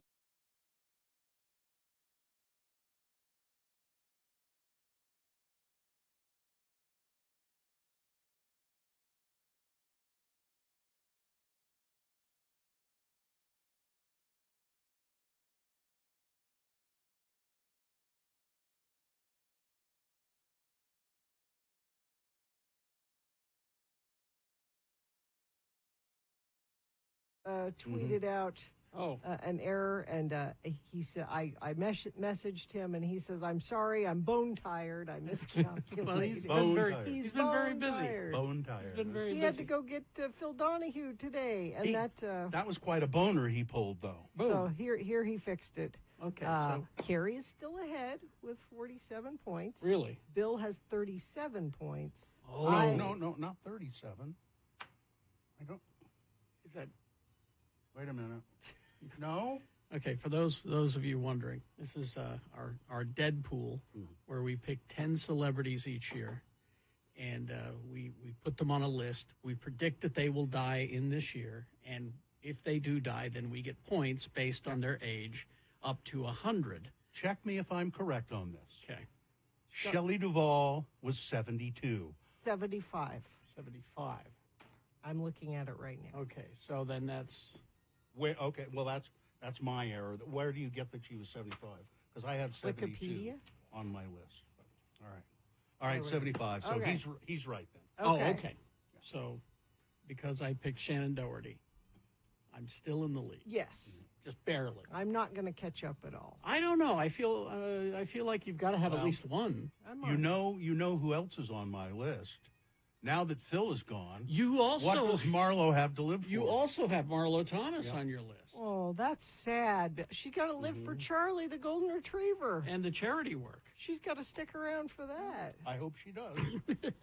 I mean, I don't want to win, but I feel terrible about this whole game anyway. I know it is a horrible thing that we do.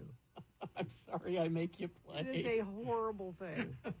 Which is why traditionally I have picked horrible people, so I don't care, like Alex Jones and stuff. Well, yeah. But then you're just making a wish list. Right. You know, that's not. Which is also kind of. So this year I picked like old comedians who I love dearly. See, and I had Tina Louise on my list still. And I just saw an interview with her just recently about how she's the last one to die. Oh, yeah. And she looks fine. She's still with us. She's the last Gilligan's Island. She is the last living Gilligan's Island cast member. I mean, I had the gall to put Carol Burnett on my list. I mean... That, I'm surprised. Is she still there? Very much so, yeah. Yeah. I mean, she's like touring and stuff. Yeah, she's fine. No, I mean, is she still on your list? Yeah. Well, how old is she? She's 90-something. Yeah. Well, yeah. If it's any consolation, you won't get very many points for her. But I have Chevy Chase, too, so... Which could happen. Yeah. Because, well, you know, his own hate, his own bile will rise up and just stop his organs. Who was I?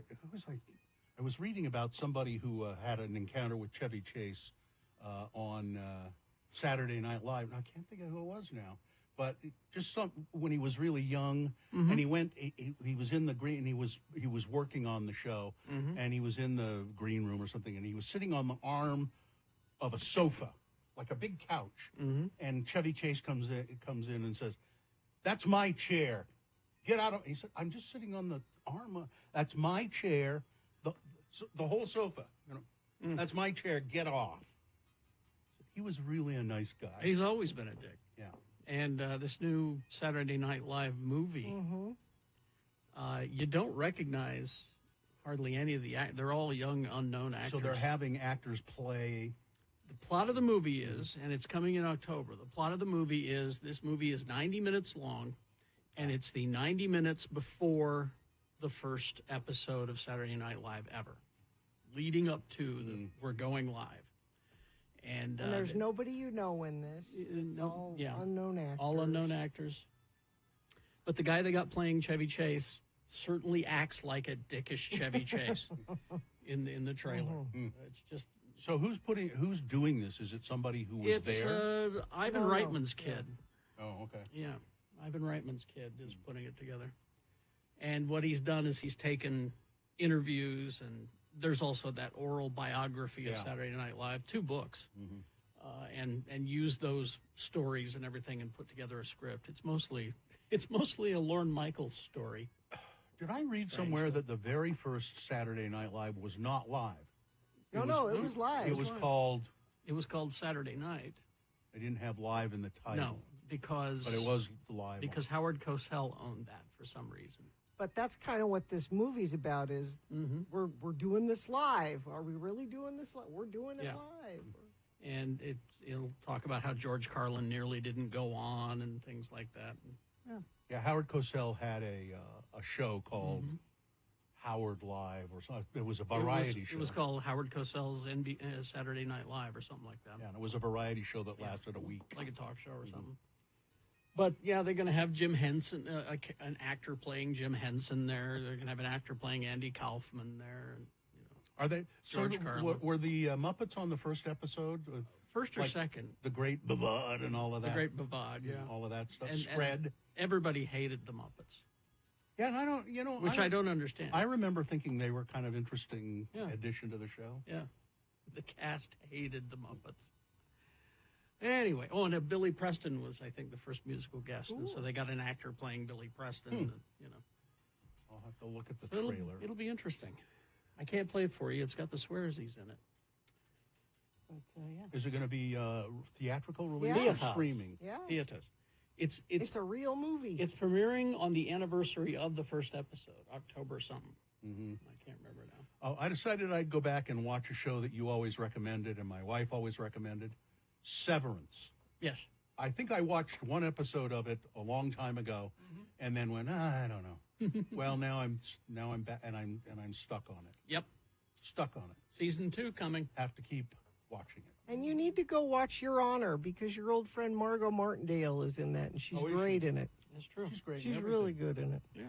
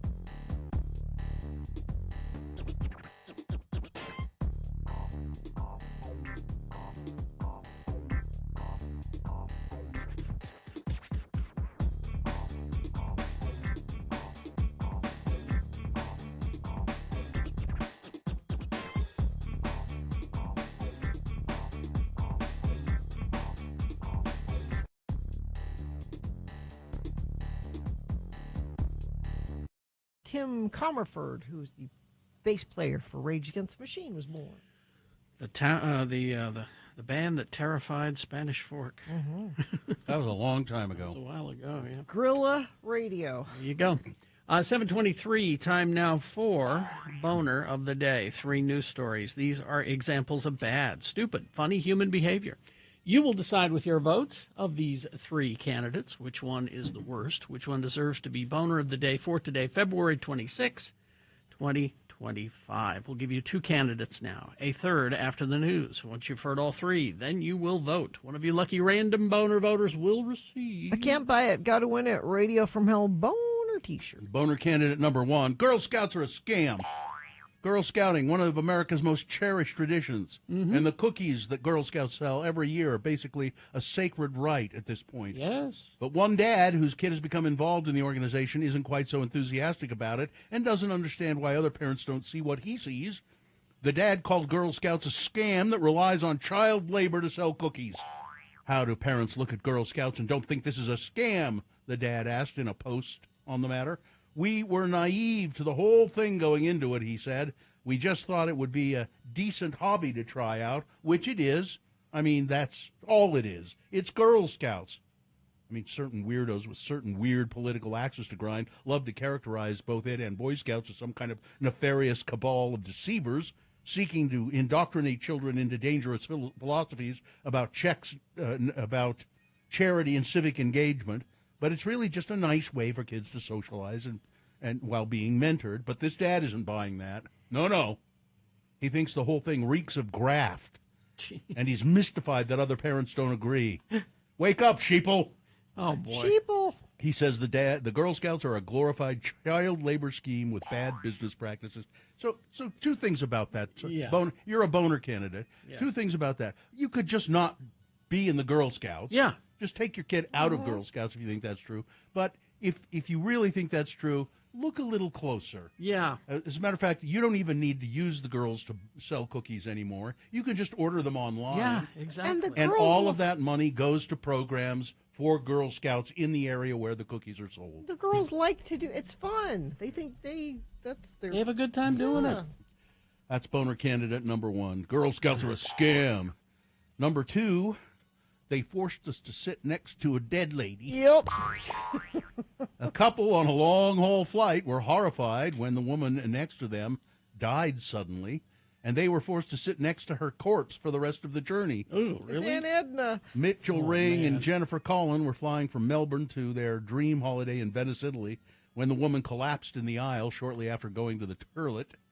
The Qatar Airways cabin crew tried their best to save her. She could not be revived.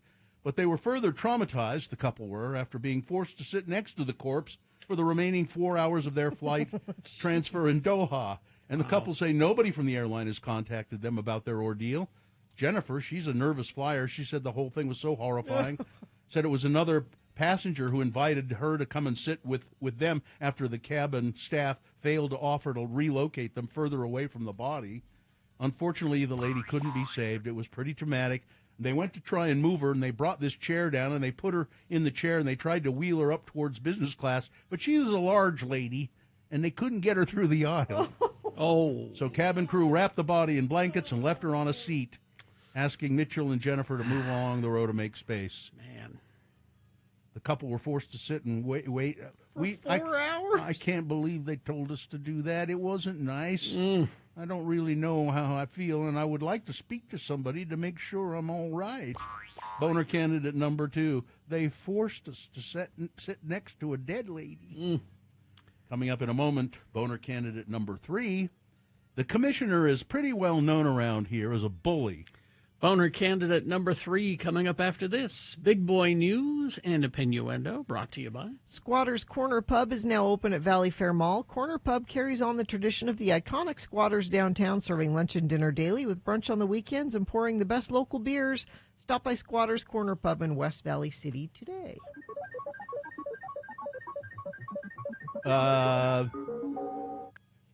Buddy Guy, guitar legend. Mm-hmm. He's 88 years old and still going strong. God bless him. It's still pretty amazing. I just saw a video of him playing his guitar with one hand while he's got a drink in the other. Yeah. While the guitar legend may have retired from touring last year, he's still making new music and was just added to the final show of this spring's Experience Hendrix Tour. As previously reported, the upcoming run of the Hendrix Tour will kick off March 11th in Cincinnati and feature such guitarists as Kenny Wayne Shepherd, Zach Wilde, Eric Johnson, Devon Allman, Samantha Fish, and more, playing Jimi Hendrix songs. And Buddy Guy has signed on to perform at the tour's closing date at the Fox Theater in Atlanta on April 12th. Thank you to the Hendrix Tour family for bringing me back to perform at the Fox Theater, he said. I'll never forget meeting Jimmy at that club in New York in 1968. I'm so grateful we had a chance to become friends. It's an honor to help keep his legacy alive. A Utah mother is facing charges of aggravated sexual exploitation of a minor after she allegedly sold explicit photos of her children to her boyfriend. Oh, man. The arrest comes after the woman's boyfriend was arrested over the weekend for allegedly taking photos or videos of an underage girl at a local gym. Fox News has decided not to name the suspect because that might reveal information about the victims. While police were investigating the incident at the gym on Sunday that led to the arrest of this guy. Now, they give his name here, and that might also, and I'm not going to mention it. They obtained a search warrant to search his phone. In the phone, officers found text messages and photos sent from his girlfriend with messages showing his interest in his girlfriend's 4 female children, 2 of whom were underage. Detectives say they found numerous messages and photos and videos, so forth and so on. And they went to the girlfriend's home and put them both in prison. During questioning, she admitted to secretly filming the children and sending the photos to her boyfriend. She's being held without bail and faces 2 charges of aggravated sexual exploitation of a minor. Well, this whole open on Sunday thing here in Utah. Yes. A Utah franchise owner is wondering what happens next after the corporate office mandated that all locations must keep their doors open on Sunday. You have moments where it's like, I've invested everything into this. This is my livelihood, and that can be taken away, said Kelsey Hunt, owner of a store that I don't understand the name of, Nothing Bunt Cakes. Well, that's all they have are bunt cakes. nothing bunt cakes. They don't say nothing but bun cakes. They say nothing bunt cakes. She didn't open her St. George location on Sunday. That's the day our family goes to church. But they're going to try and pass a law here in Utah that says that you can't be forced to keep your business open on Sunday by a franchise. So what? Originally, you could be closed on Sunday, and they changed it. What they're trying to say is, if you buy a franchise, because this is a religious rights thing, if you buy a franchise thinking, okay, I'll buy that one because I don't want to work on Sunday, and that one's not work. What they're saying is you can't change it on people after they've already bought into it. Like, I bought into this with the thought that I wouldn't have to. I'll bet you in the franchise regulations it says they can. Yeah, I'm sure it does. I'm sure that what they paid for, it says, and by the way, if we want to change things, we can. Yeah. Because we're the franchisee. I think that's not reading the fine print. You need a better lawyer. Yeah. That's what it boils down to. And also, it's nothing bunt case. Let's see, animal lovers in Hurricane, Utah, are asking who would leave 2 dogs abandoned and locked in a small cage alongside a barren area near the Quail Creek Reservoir. These are big dogs, too. I'm not familiar with the breed. They're Landseer. Two large Landseer dogs were found scrunched in a small cage by 2 hikers Sunday. Police took them to the shelter. The dogs have no names, no collar, no microchip. They did end up crammed in a small cage out in the middle of nowhere. The side of the road. Yeah, middle of nowhere. Nobody, there's probably no way to find out who left them there. But the dogs are doing well at the shelter. Now, you've seen those billboards around, Julia Reagan, we will miss you. Mm-hmm. And people asked about them a lot, and you're seeing fewer of them. But it's for the Reagan Billboard Company. Yeah. And Julia Reagan was the founder's wife, and she passed away. And her husband Bill, head of Reagan Outdoor Advertising, put up billboards honoring her. Mm-hmm. They weren't just here. What I was surprised to learn is these were in several different states. Yeah, Reagan has billboards in other states. Yes. So any bit of inventory they had that wasn't being bought by somebody else, he put up a tribute to his wife. Yeah. Julia's husband, her name was Julia Reagan, the matriarch of the Outdoor Advertising Company. She's now the subject of a wrongful death lawsuit. Her husband, Bill, filed the lawsuit Friday in Utah's 3rd District Court, alleging medical malpractice or negligence led to her death. She was 81 years old when she passed. The University of Utah's hospitals and clinics, as well as unnamed staff and members, are named as defendants. In a statement Monday, U Hospital spokesperson said, as always, the safety and care of our patients is our priority. We don't comment on specific patient cases or ongoing litigation, but they think that she was mishandled, and that's why she passed away. Interesting. Organizations representing Trump, the Republican Party, and a key group of House Republicans are fundraising off an effort to give Trump a 3rd term in office. Oh, Jesus. New bill would give Trump a 3rd term, one fundraising text message said. Do you want to see Trump have a 3rd term? Can we have Barack Obama run again? Because then I'm okay with this. I'm not. No, not even for that. There's a reason that they say 2 terms. Come on. Mm-hmm. There's a reason for that. And just go study your history in Franklin Roosevelt, okay? He was a Democrat, and he ran roughshod over this country because he served 4 terms as president. U.S. consumer confidence deteriorated at its sharpest pace in 3.5 years in February, while 12-month inflation expectations surged, offering further signs that Americans are growing anxious about the potential negative economic impact of the policies that Trump is enacting. The Conference Board survey on Tuesday noted that comments on the current administration and its policies dominated responses. It followed on the heels of surveys last week showing steep declines in business and consumer sentiment in February. Elon Musk has the inside track to take over a contract to fix air traffic communication systems. Yeah, after he fires everybody. And that's the plan for all of this. And by the way, Southwest Airlines jet had to abort a landing attempt at Chicago Midway International Airport Tuesday after a small plane taxied in front of it nearly resulting in a collision. See, they tear up all of these government agencies, and then they tell you, you see, these government agencies are just inefficient. Let's privatize it. And Elon, you've got well, you want the contract to run the air traffic control? Sure. Now we're going to get rid of Social Security, and they'll say, oh, you see, it's just a big boondoggle. Let's privatize that. That's all they're doing. All these rich donors that got him in office. The Birmingham City Council brought in a 24-pound, it's like over $40 charge for rat control visits last year, which has been dubbed the rat tax, because rats the size of cats are plaguing parts of Birmingham. With the city's ongoing strike by garbage collectors, or bin collectors as they're called, and nearby construction work, among issues being blamed for the infestation. Residents of Drews Lane, Washwood Heath, an area already known as a rat hotspot, have found rodents chewing through their car cables and nesting in bonnets and wheelie bins. Kim Blakeman, who lives on the road, told BBC, "These rats are huge. They're like small cats, and their tails are really chunky.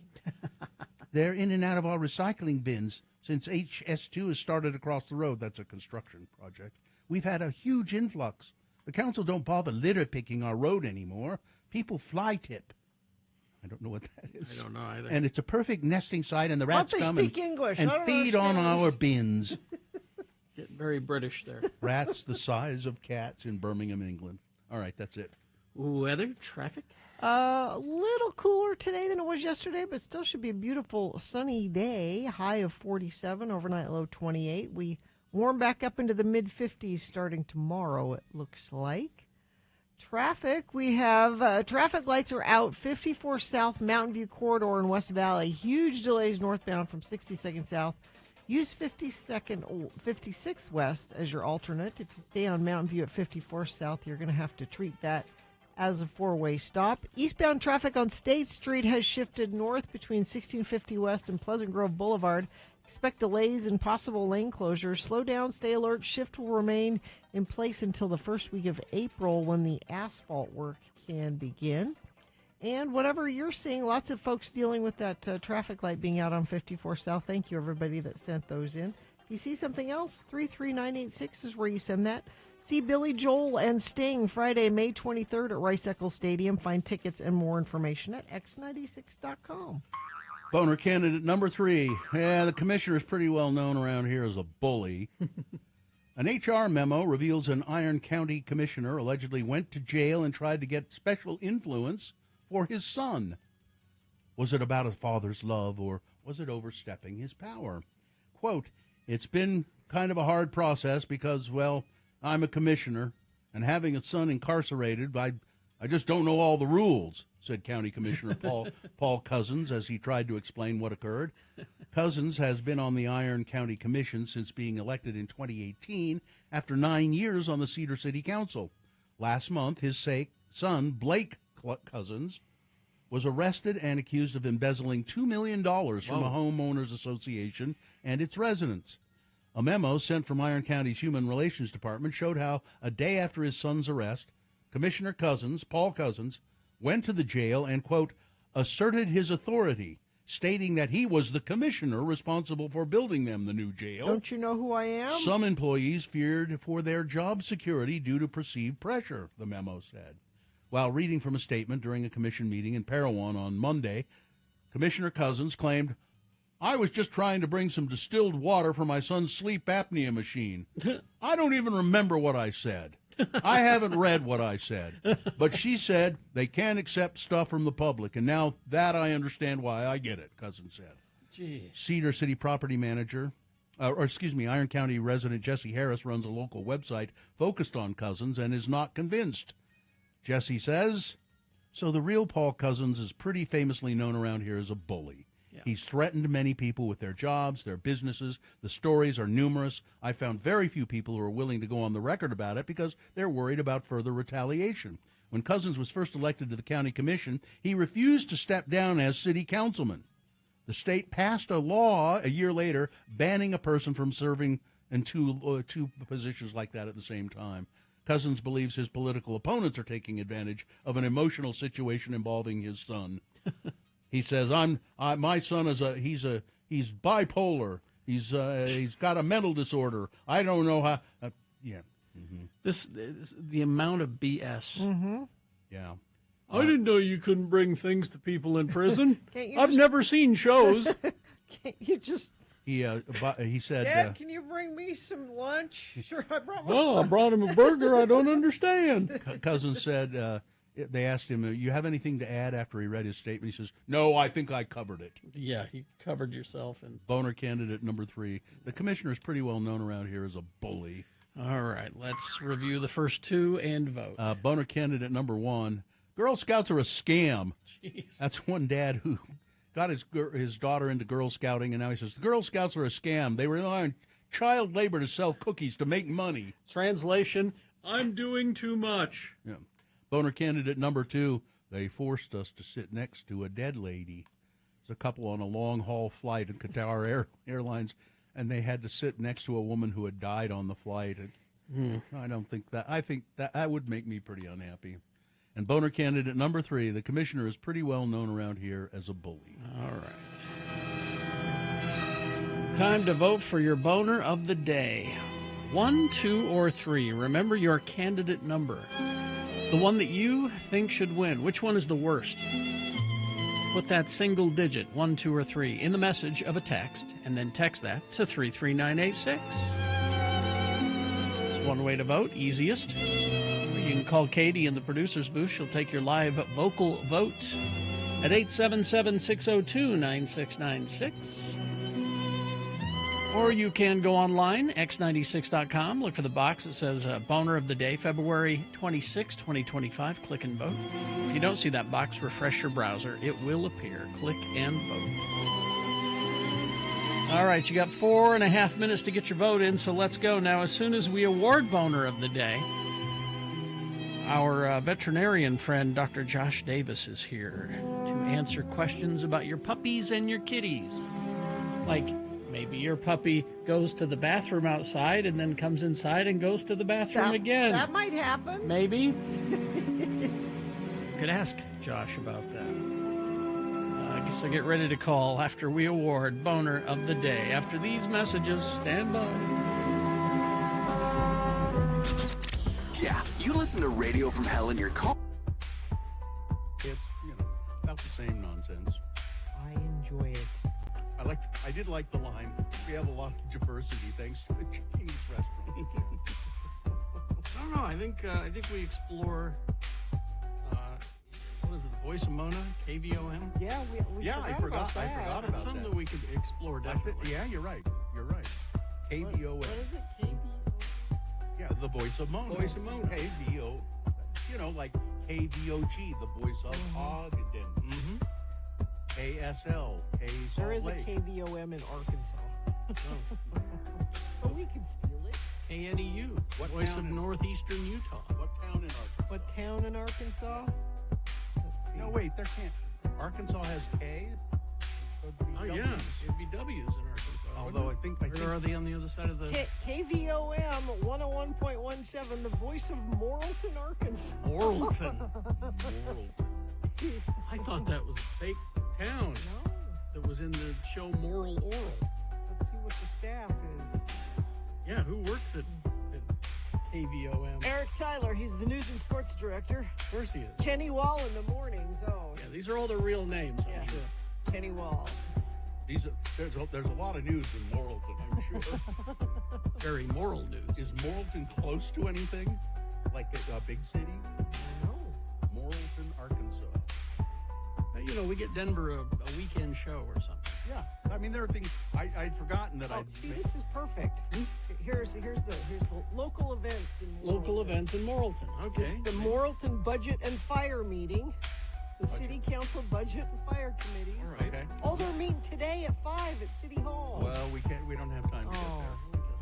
What else? Wednesday, it's the Conway County Quorum Court Grievance Committee is going to meet. Say that again. Court grievances. Hold it. Say it again. Conway County Quorum Court Grievance Committee is meeting tomorrow at 5 p.m. at the courthouse in Morrilton. Now there's another setup. A court grievance committee Then this weekend, that the mayor could chair. Guess who's coming to town? To Morrilton? Who? The Popovich Comedy Pet Theater. Oh, The Trained Cats? yeah. Our favorite Vegas show? Popovich. Trained Cats. Our favorite Vegas show? I was so disappointed last time I was in Vegas with my family. They didn't really believe me about this, and I said we're going to go see the Popovich, cat and show. they were closed. They were out Well, on they're tour. on. They're They're on in tour. Morrilton. They're hitting all the big cities. And then The it's Trained Cat Show. I loved that. it's the Union Valley Baptist Church free soup lunch is this weekend too. Free so. soup. Okay, well. I made some soup, Daddy. Yep, we got. And we're giving it away Now, to come on, don't give it away. Okay, all right. Come on. Giving you Listen. ideas here. Sorry. Listen, this is giving me some fodder to Okay, write, and this if is you good. start All right. saying it, I won't. Text question. How old is Denver? Is he 13 or 33? about. Yeah. It depends. Yeah, about. It depends. Depends on what is required of the sketch. In that one, he's pretty young, but sometimes he's 33. I'm so happy that Morrilton is getting the Trained Cat Show this weekend. Hey, their website, the radio station website, has area obituaries. Oh, really? This is great. Yeah. Oh, it's going to give me stuff. Oh, they got the River Valley Beef Conference coming out. A beef conference. Pesticide applicator training. No, this is a gold. Oh, Yep. there is a year's worth of sketches Yep. right there. Oh, Rami Henley passed away. Oh, no. Pesticide applicator training. Terry, they have a trading time show. Oh, really? Tradio? Yeah. This is I'm awesome. Denver Griddle. Tradio. Matilda the cat lady was calling in. Terry. Oh, sorry. Make it the poodle lady. Oh, you can do it. I'll forget it.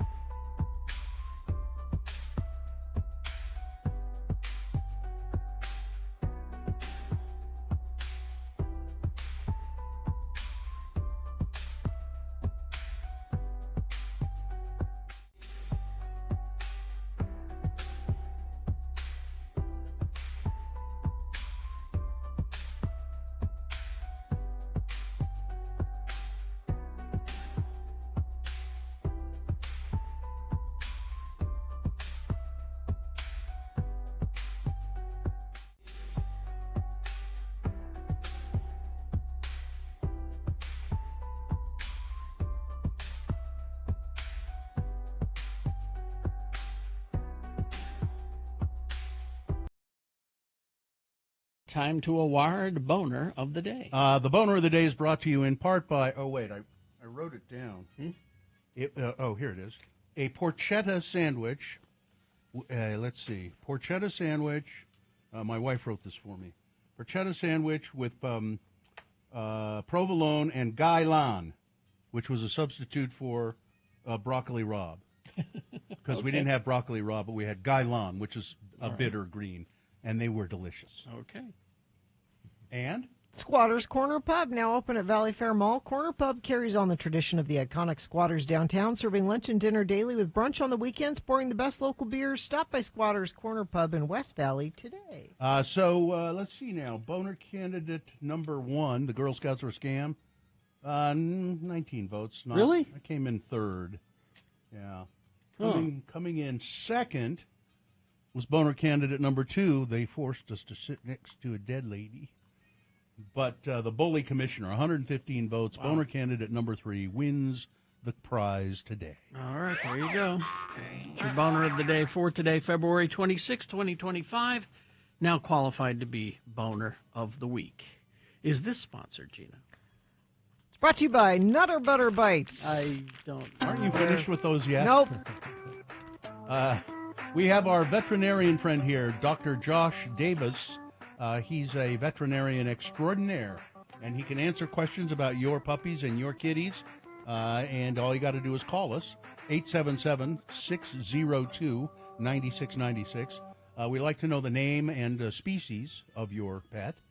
And so call us. You can also text questions 33986. Gina, you had a question, though. Oh, well, Go ahead. My pup will, I'll take her out and she'll go potty, and we'll say, great, yay, you went potty, and she'll come right inside and potty again. Is this just... Now, my theory is that you praise her for potting outside, and then she goes inside and says, I'd like to get praised again. It's definitely a game about that, and positive reinforcement is definitely what you want to do for sure. So a little treat goes a long way, and that should get better. Definitely should get better. Puppies and kittens, their kidneys take a while to develop and hold that pee and get better at that in the training. So you're on the right track. But the other problem is, so I'm giving a treat to Oakley with the puppy when she pees. And now Riley's like, oh, we get treats for peeing around here now? Yeah, that can be a problem. I'll pee too. Where am I? Listen, you got to decide. You want a messy carpet? You want to go through some treats and get your pups all chunky? Everybody gets a treat. Yeah. My mother gave me little pieces of candy every time. Let's go to Jenny now. Jenny is here. Hi, Jenny. What's your cat or dog's name? Good morning. Thanks for letting me listen. It is Linus Van Pelt. Linus Van Pelt, and it's a puppy. Yeah, okay. He's my little babu, and I'm his little security blanket. Okay. He's a miniature. Mm-hmm. He's a miniature Australian Shepherd. Mm-hmm. He's 12 weeks old, and I'm trying to figure out the best feeding schedule for him. I've got him on a food program through Ollie, but he is cleaning it up. It's gone faster than I can keep it out, and I was told to kind of keep food in front of him since he's growing, but I don't want to make him fat. First of all, what's Ollie? Feeding. What's Ollie? Ollie is an online feeding program where it's kind of like they make good food for dogs, essentially. Oh, okay. Since I live in a rural area, Okay. I didn't want to buy grocery store food. Okay. Yeah.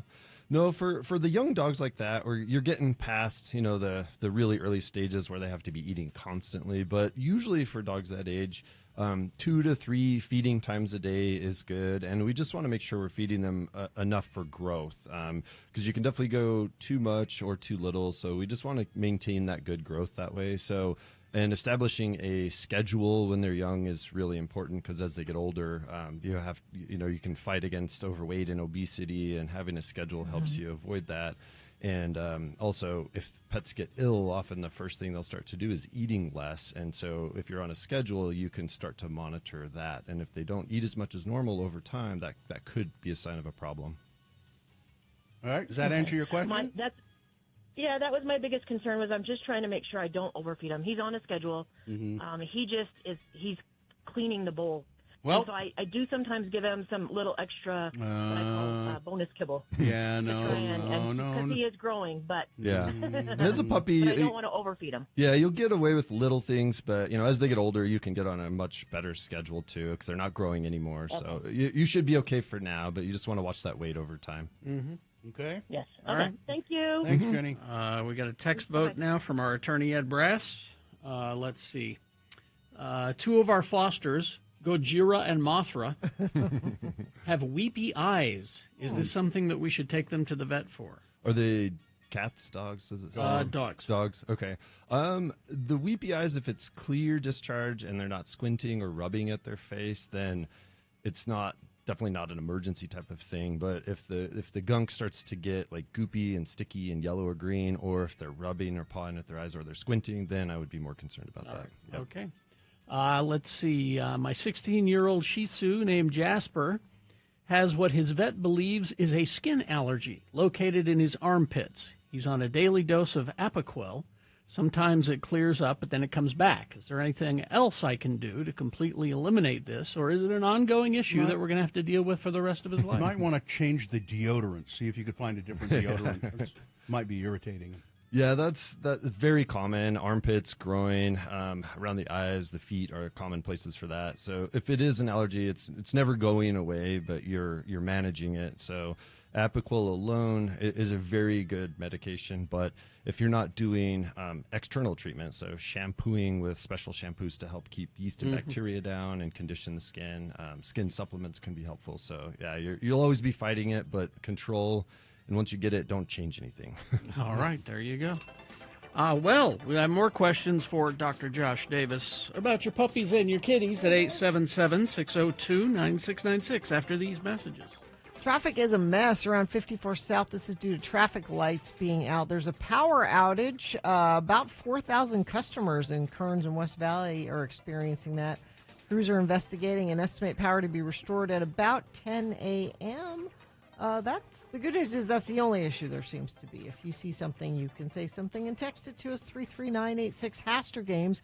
For board games, Magic the Gathering, Pokemon, miniatures, dice paints, and more, Haster Games, 6831 South State or HasterGames.com.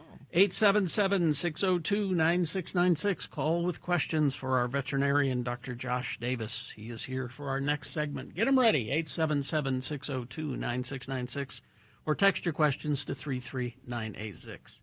Zero Res, Gina. Zero Res should probably just sponsor Dr. Davis every time he's here. You have a fast pass, don't you? I do, and they do a great job, and I don't mind calling Zero Res a couple times a year to have them clean. And they have special pet treatment for your carpet as well. Yeah, they do.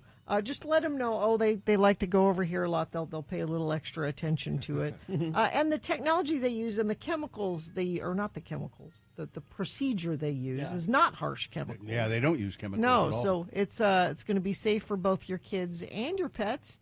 Leaves your carpets dry in hours, not days, again, because they're not using those harsh detergents. They have a special going on right now. This is a very limited time. Right now, get 3 rooms of carpet cleaned for only $99. Plus, if you mention X96, you'll get a hallway cleaned for free. Let Zero Res help you refresh your home. Call 866-ZERO-RES or go online at zerores.com to schedule your appointment today. X96 plays over 4...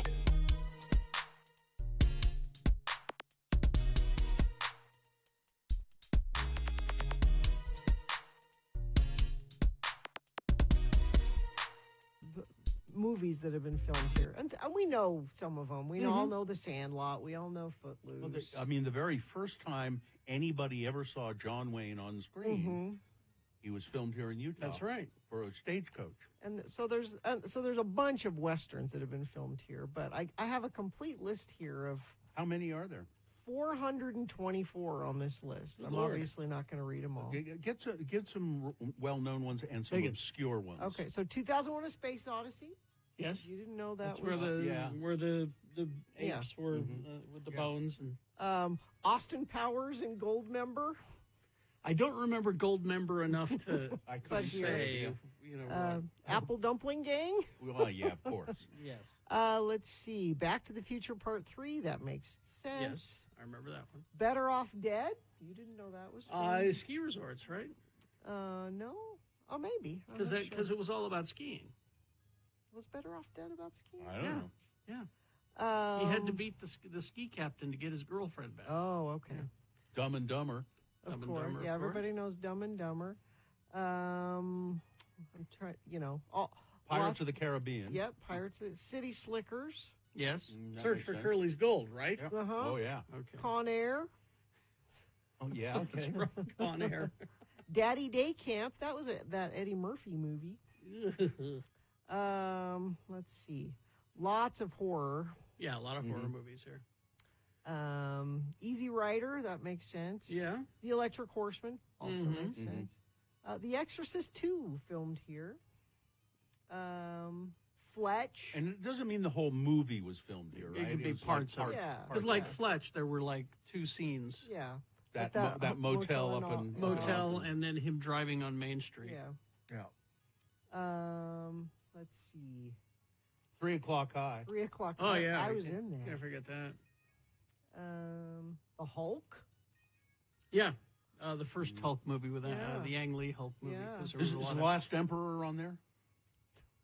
I don't see probably that. not. I think it was all in China. Yeah, I mean, there's tons of them. And more to come. Let's see, what else is coming here besides... Oh, I thought I had... They left out John Carter of Mars. Oh, John Carter from Mars. Carnival of Souls. Yes. Famous Carnival of Souls. Planet of the Apes. Lots of Planet of the Apes. Planet of the Apes, yep. Point Break. Delightful Water Universe, starring handsome Bill Allred. Is that in there? Stephanie reminds me the Singles Ward was... Oh. Carrie was in that. Carrie was in that. Cop number 2 or something. Cop number 2. Had to write my own dialogue. Indiana Jones and the Last Crusade. Yep. Mm-hmm. What else? Everybody keeps saying Galaxy Quest, and I can't remember. Katie says yes. Is that right? Galaxy Quest. Okay. Which is what a great movie that is, Mm-hmm. and they've never made a sequel.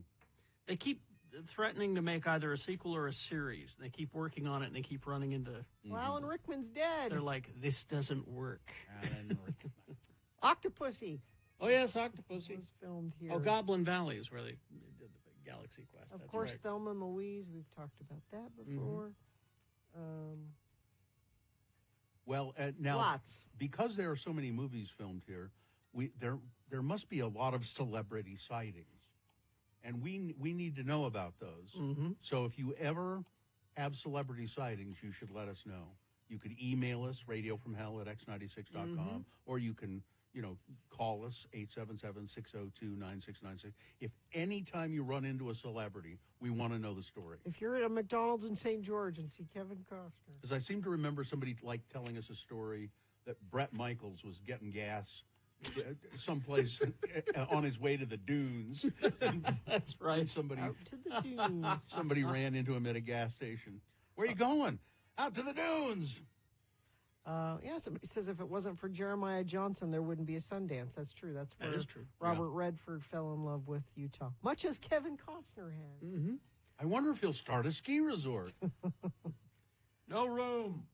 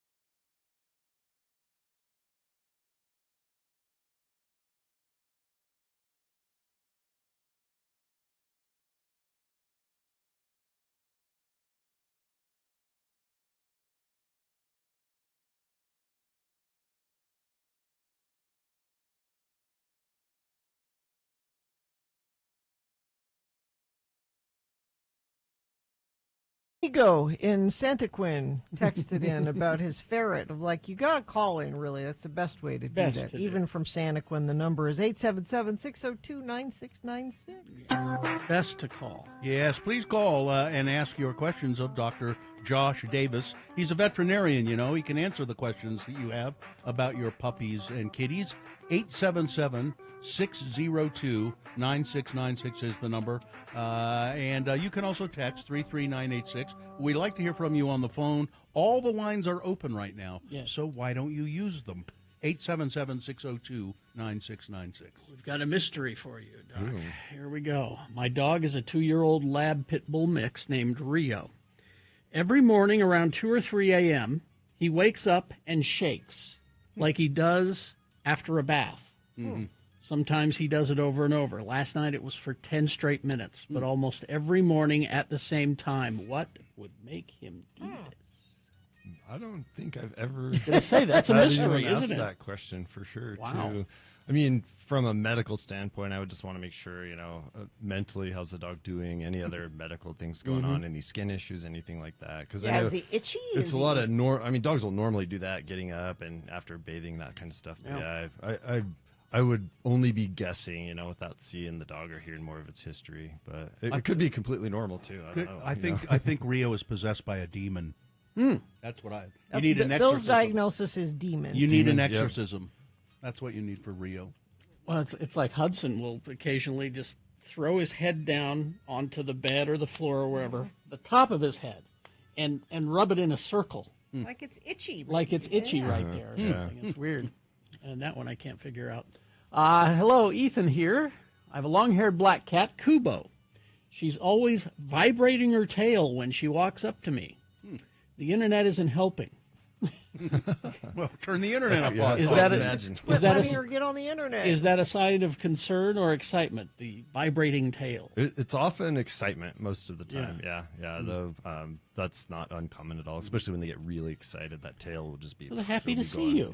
Yeah, for sure. So don't mistake it for anything else. All right. Roger is here. Hello, Roger. Hi, Roger. What's your puppy's name? Well, one is Violet and one is Gemma. Okay, and what's your question? And should have been Violence and whatever. Oh, no. They're 11-month-old puppies. They're siblings. Nobody told us about a sibling syndrome thing. They go crazy. But the thing is, how do you stop them from barking? We're going to have our house sighted probably next month. And if they start hammering, it's going to drive them crazy. All right. Yeah, that's the barking is always a tough situation, and it really comes down to behavior training. Really, at the end of the day, and that may be multifactorial, but obedience training, behavior training is going to be a great place to start. And there are many places you can go to. They have boot camp types of options, or there are trainers that will come to your house because there's usually situations that will get them started on that, and then they'll often feed off of each other for that too. So I don't think there's going to be one easy answer for you, but behavior training for sure needs to be in the mix. My daughter ordered some collars to put on them. Oh, bark collars. These don't shock them. They vibrate. The ones that she bought, they just vibrate. Right. Yep. And I don't know if that'll help because my wife bought some things and point at them that make a noise and. Hey, Roger, just try yelling. Put a sock in it. All right. Try yelling that, okay? We got to run, Roger. Yeah, I think I'll do that. All right. We'll see you later. Thank you, Roger. All right, let's go to Jody. Hello, Jody. Jody, what's your dog's? Hi there. What's your dog's name, Jody? His name is Sammy. Okay, what's the problem? And he is a little Havanese dog, and he pees on his front legs. On his front legs. How does he even do that? What? He pees on his front legs. Huh. Yes, he does. Like he doesn't lift his back with leg one and leg up, and all of a sudden the back legs come up. Yeah, some dogs have quirky kind of postures when they are peeing, because not all, traditionally the boy dogs, we think they lift their leg up and do their thing, but that's not always the case. Some will just squat like the female dogs do, and then sometimes they'll do handstands. I mean, they'll do all sorts of quirky things with that. So there's nothing wrong. It's not wrong, but it is. It's a cleanup issue for sure. Yeah.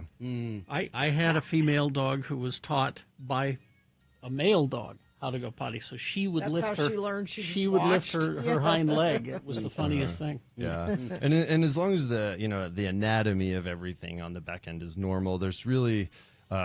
You can't change that if there's no medical issue for it, so making sure to keep things cleaned up. And I don't know how you would, I don't even know how you'd begin to train a dog out of like how they want to posture to pee. That's just their kind of how they want to do that. Is it causing a mess problem with your dog? Yes, he has a bath every night. Oh, that's hard. Yeah, it can be a problem. Well, That's a training thing, yeah. Yeah. Boy, that's tough. That is a tough one, yeah, because they're not big dogs either, so there's just not a lot of distance between you think they the wouldn't, feet and everything. You would think they wouldn't want to do that. Well, Gina, dogs don't care if they pee on themselves. Yeah. I don't think always, they care. Yeah. Yep. I don't think they really care. All right. Thank you. Sorry, Jody. Okay, thank you. Not much help there. Not much help. That's a tough one. Kylie is here. Hi, Kylie. You have a kitty. Hi. What's the kitty's name? Her name is Sin. Okay. And my family has 3 cats, and Sin is the only one that will not use the litter box. Just won't. She will go. She goes to the bathroom in the house, other places, or. Yeah, specifically, she likes to go on the laundry. Oh, that's unfortunate. Yeah. Now, are all the cats sharing the same litter box? Yes, but I have 5 litter boxes, Oh, so I man. wouldn't think it's an issue. Yeah, that's definitely a good thing. So you always want to have one more litter box than number of cats if you can manage to do that in your household. So you're doing great there. I often find, so stress is often a factor for a lot of cats, and then that can develop into an actual medical issue. And whenever they have inflammation in the bladder or UTIs, they'll often, laundry is very common. They'll find something soft or just something always inconvenient, it seems like, for that.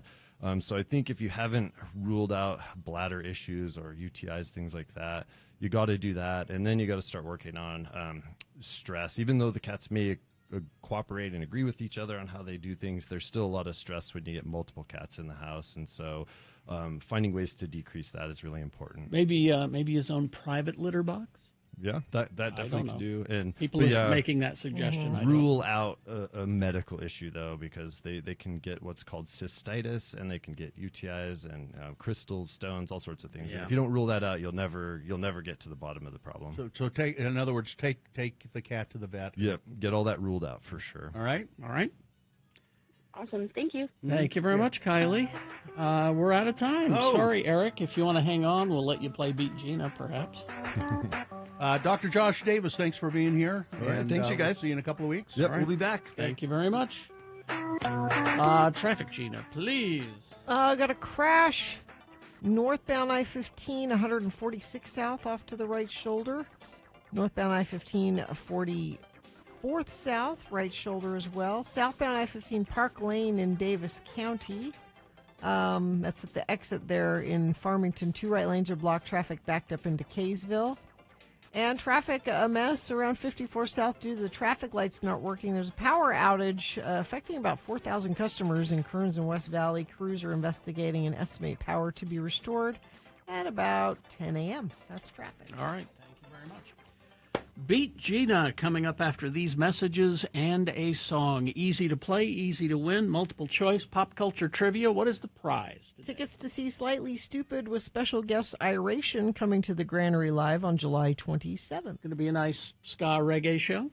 877-602-9696 is the number to call. Slightly Stupid tickets.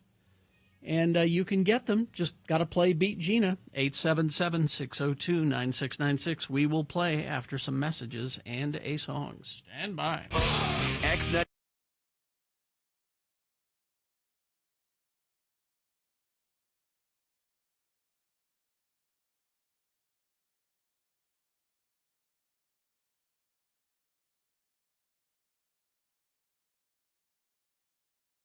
You sent me, Gina, about Jude Law.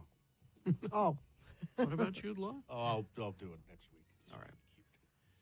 You'll do it next week, but Carrie won't hear it next week. Oh, that's true. I'll live.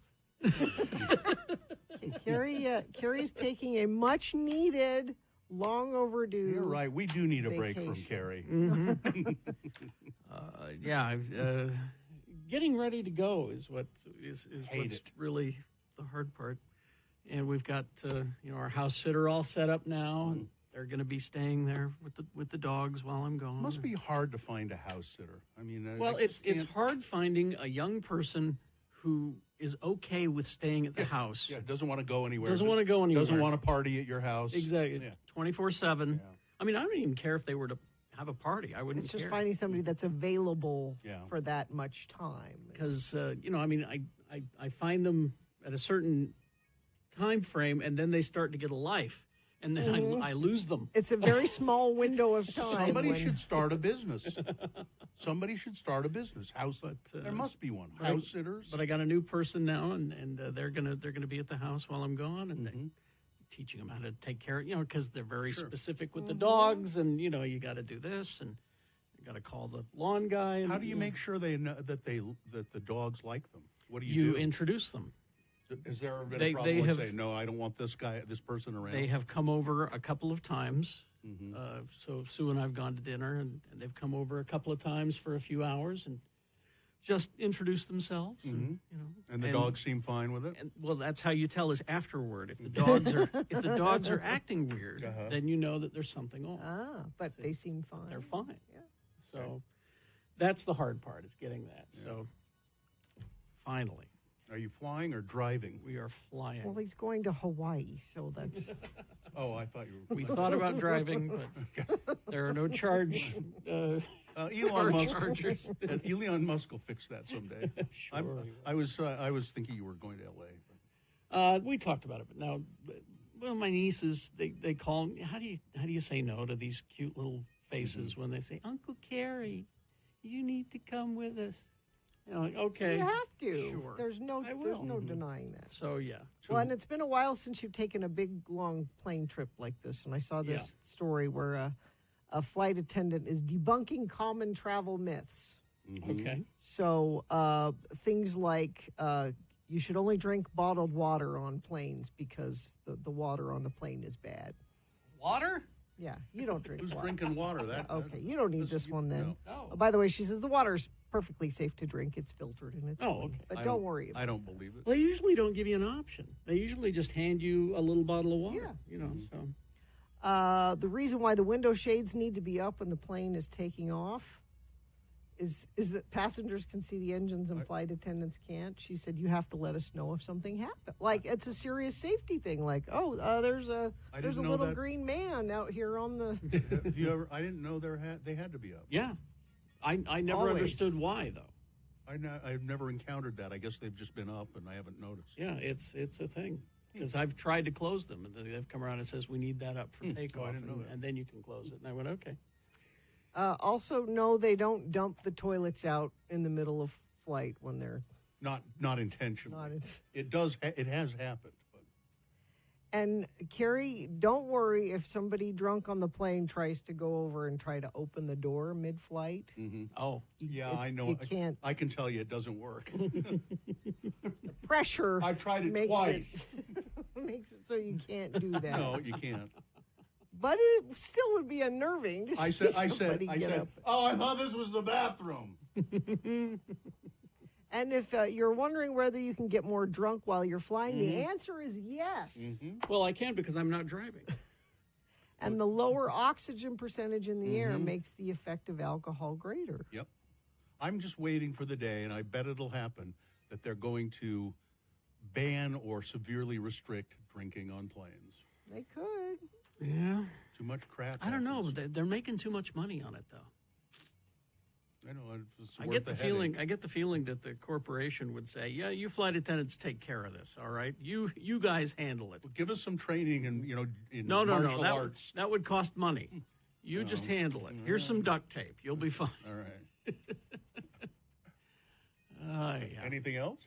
That's it. That's it for her list. Huh. Just a few little things. We are. I don't remember the last time I flew anywhere. Yeah, that's the things I can't remember. Yeah, I remember the first time I ever flew somewhere, and I didn't go on a commercial airplane until I was. I think I was in college. Any time I'd never been on a very long vacation. But we always would drive. If you went on vacation, you went to Yellowstone or you went to California But I think the first time I was on a plane, I was probably in college, and I flew to L.A. to audition for. You had to audition to get into a graduate school. You had to go to L.A. to do it? Yeah, because it was like graduate schools. I wanted to go to NYU. I didn't get in, and I wanted to be in their acting program. Well, they had auditions, obviously, in New York, but then they do them in L.A., too. So I flew to L.A., and that's the first time. And I was like one of the few people on the plane, and it was free champagne. Oh, well. Did you get in trouble with that? No, because I had to audition. On the way back, I got okay. a little bit of trouble. You celebrated. No, I think I was only 20, so I probably couldn't. I'm trying to remember my first plane trip, and I can't remember. I was pretty little when I did mine. You were a child? Yeah. Well, because we moved here from California when I was like a year old, and I think we flew here as a baby. See, I don't think I flew until after high school, at least. Because our trips as a family were always in the car. Sure. Even to Disneyland, it was car trips. And then I don't know, the first, when I was a kid, though, I do remember traveling by train. Because we lived when I was really little, we lived in Washington for a while. And so traveled by train from Ogden to Washington. And then when we were done living there, traveled by train back. And I remember really liking that. That was the old days, and there were porters and sleeper cars. And, cool. Yeah, it was really, really fun.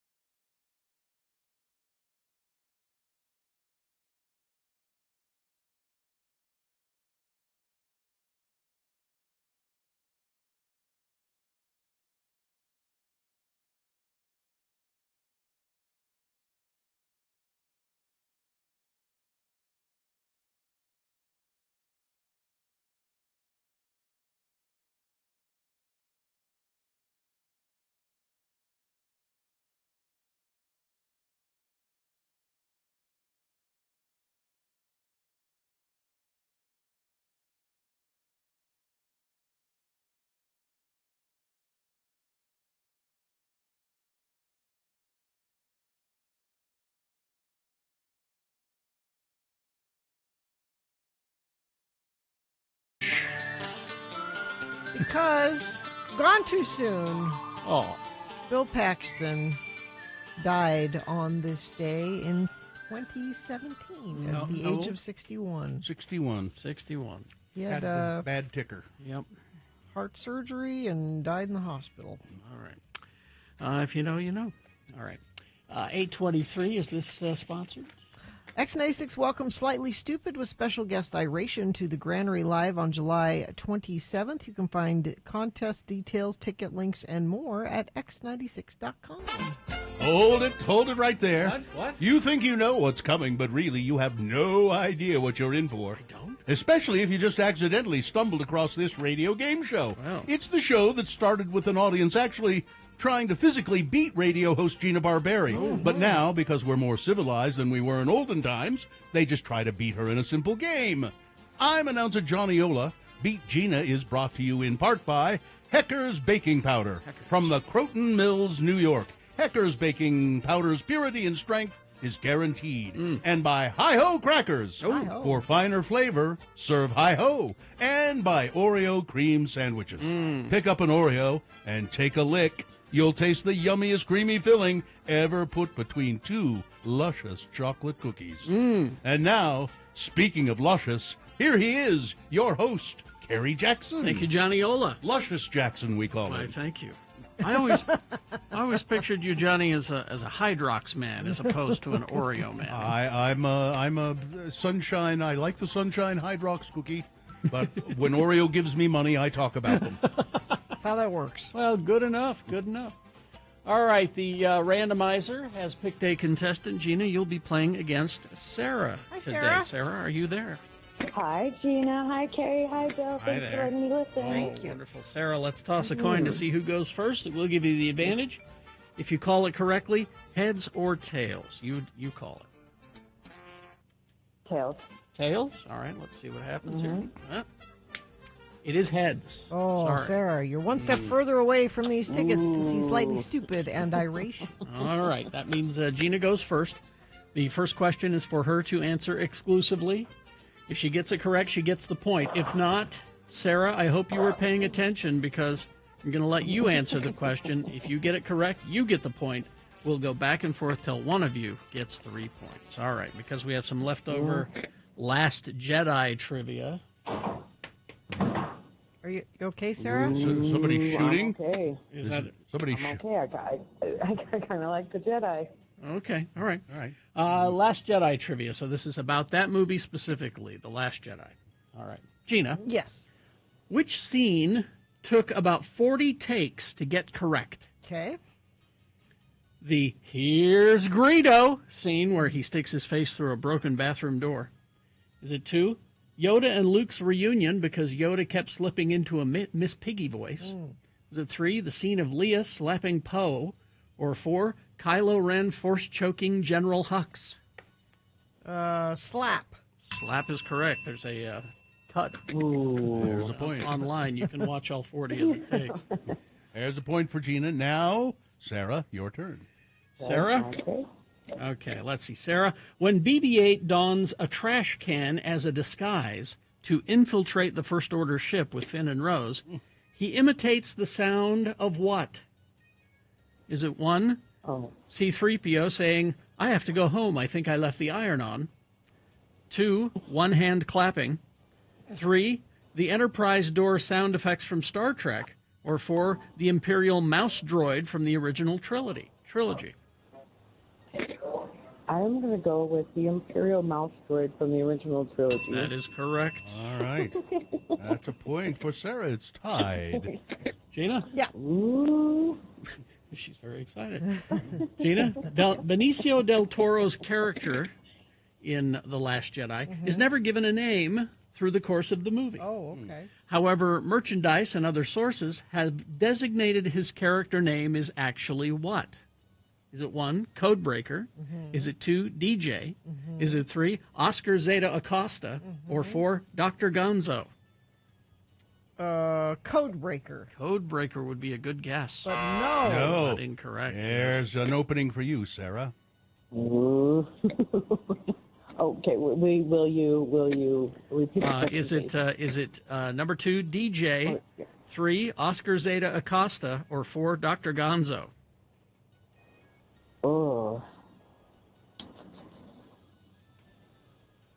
Oh my gosh, I don't know this one. I'm going to guess Dr. Zeta Akonzo. You combined Dr. 2 Zeta. wrong answers. So there you go. Nicely done, Sarah. Those are the roles that he played in Fear and Loathing. DJ. DJ. Yes. Sorry. All right, but Sarah controls the question. Sarah, what creatures in The Last Jedi were never actually named on screen? You saw these creatures throughout the movie, but they didn't have a name on screen. Not until the merchandising again later did we find out. Is it 1, the Gorts? Is it 2, the Swifties? Is it 3, the Andorians? Or 4, the Porgs? Oh, I know this one. Well, but it's Sarah's turn. In my head, I'm seeing these little droid bots, like the ones that kind of run around fixing things, but I don't know what they're. I don't know the name of them. Gort. The Gorts? No, that's from The Day the Earth Stood Still. Thank you. The Porgs. Porgs. At Porgs, it's 2-1 Porgs. For Gina, and Gina controls the question. Gina. Yes. Hate to do this to you, What? but we're switching over to Lord of the Rings trivia. That's okay, Gandalf. Just yell Gandalf, that's my advice. Just yell Gandalf. All right. Let's see. Here we go. Gina, who is the eldest member of the Fellowship of the Ring? Is it Gandalf. 1? Is it 1? Is it 1, Trumpy the Orange Dwarf? Is it 2, Gandalf? Is it 3, Gimli? Or is it 4, throat warbler mangrove. Gandalf. Gandalf is correct. Yes. Gina wins the game. Just by shouting Gandalf. Just by shouting Gandalf. Sorry there, Sarah. Oh, you know what, Sarah? Oh, you know what? No worries. The oldest member of the oldest member, isn't it the elven leader? Well, he wasn't a member of the fellowship. He wasn't part of the fellowship. Right. But I think you're right. So because you're right about that, Sarah, we're going to, even though I beat you, we're going to give you these tickets to Slightly Stupid anyway. Hang on the line, and we'll get these. Say thank you, Sarah. Thank you, Sarah. Say thank you. All right. All right. Listen, I've got to go. I got a stack of Hydrox at home and a glass of milk. Yes. All right. 8:30, Big Boy News and Opinioendo now, brought to you by... Why spend stupid ticket prices for concerts when you can experience great live music for much less at Salt Lake's coolest intimate venues? Check out the Justin Townes Earl Tribute Show with our friend Sammy Brew, among others, this Friday, February 28th at the State Room. Get tickets at thestateroompresents.com. Oh, man, take a look at my life. Neil Young has announced an extensive summer tour in 2025 with his new band, the Chrome Hearts. Kicking off in June, running through September, the Love the Earth World Tour features dates in both Europe and North America. The Chrome Hearts features Young alongside Spooner Oldham playing the organ, Micah Nelson on guitars and vocals, Corey McCormick bass and vocals, and Anthony Logerfo on drums. They'll be performing material from an upcoming, as yet unannounced album. So it'll be new stuff. It'll be stuff that Chrome Hearts specifically records. They recently completed an album with Lou Adler and John Hanlon producing. The ticket sales will begin pretty soon. Live Nation we'll be talking about. Maybe Trent will have some more information about that later on. Yeah, we got him coming up at 9:30. You see, Sharon McMahon, a writer dubbed America's government teacher, sounded an alarm earlier this month to her 1.3 million Instagram followers. I'm going to sneeze. Bless you. A lawsuit filed by 17 state attorneys general, including Utah's, taking aim at rights for people with gender dysphoria. She and other influencers warned this action could also endanger long-standing protections for people with disabilities. Utahns, afraid of what that meant for themselves and loved ones, flooded the inbox of Attorney General Derek Brown, while others demanded answers from attorneys general across the country. After days of furor online, Utah Attorney General Brown and other states' attorneys general filed a clarification in court. They're not asking the judge to throw out a portion of federal law known as Section 504, which requires schools, hospitals, and other places that get federal funding to protect the rights of people with disabilities. Plaintiffs clarify that they have never moved and do not plan to move the court to declare Section 504 as unconstitutional on its face. Now, 504s are used all the time in public school. If a kid has some sort of a learning disability, needs some special accommodation, you can file a 504 and get a 504 plan for that student.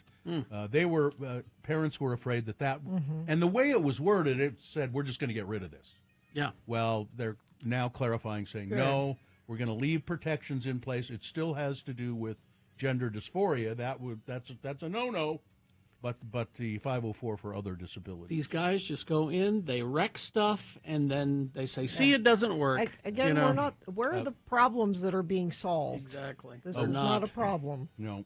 A West Valley man is facing felony charges accusing him of assaulting a convenience store clerk with a cup of hot coffee just to steal 2 bags of potato chips. Jericho Sale Nico, charged in 2nd District Court with aggravated robbery, went into the 7-Eleven on Redwood Road. Police say he was a regular patron and had been removed from the store before for causing trouble. Nico grabbed 2 bags of chips and a coffee, walked to the front counter, went to the register, took the lid off the coffee, reached past the plastic screen barrier, and put the cup under there and threw the hot contents of the coffee that's a weapon. In the employee's face. Yeah. The employee suffered second-degree burns. He dropped the cup and ran out of the store. It was unprovoked, except he did it to take the chips, but they caught him and Well, no, it says a warrant has been issued for his arrest. They know where he is and who he is.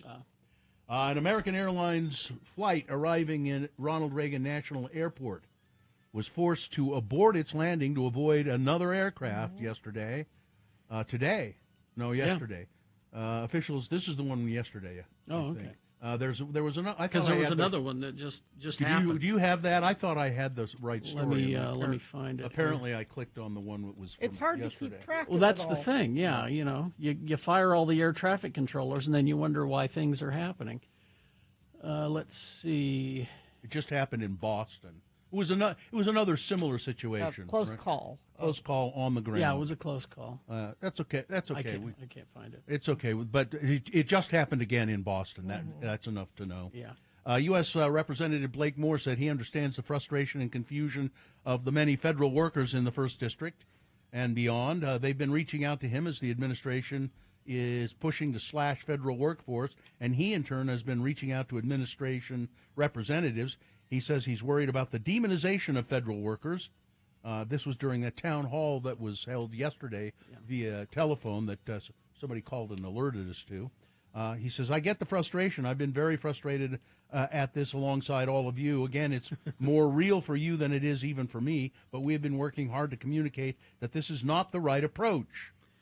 While Musk and the Department of Government Efficiency has pushed to cut broad swaths of federal pools, Moore said he favors a more measured and surgical approach, not just slash and burn. I've been trying to get things to stop. I posted on Facebook, and that's all. The person believed to be behind the extremely strange government TV hack that went viral on Monday has been found and will likely be fired. The TVs at the Department of Housing and Urban Development started suddenly streaming a video of Donald Trump kissing Elon Musk's bare feet, sucking on his toes. An image I wish I had never seen. Yeah. I wish I did not. Yesterday, an individual was escorted off the property. The video featured the words, "Long live the real king." Apparently, they located the person who did it. Give that person a medal. And it escorted them from the premises. Tesla sales have fallen 45% in Europe amid Elon Musk's political meddling. And 19 million people in Chile were plunged into darkness. The blackout affected the northern Africa and Parinacota regions to the southern Los Lagos regions, according to the country's Undersecretary of the Interior. The power failure was reported at 3:15 p.m. local time in several parts of the country. The agency in charge of Chile's power grid said that the outage was caused by a disconnection in the transmission system. Oh, really?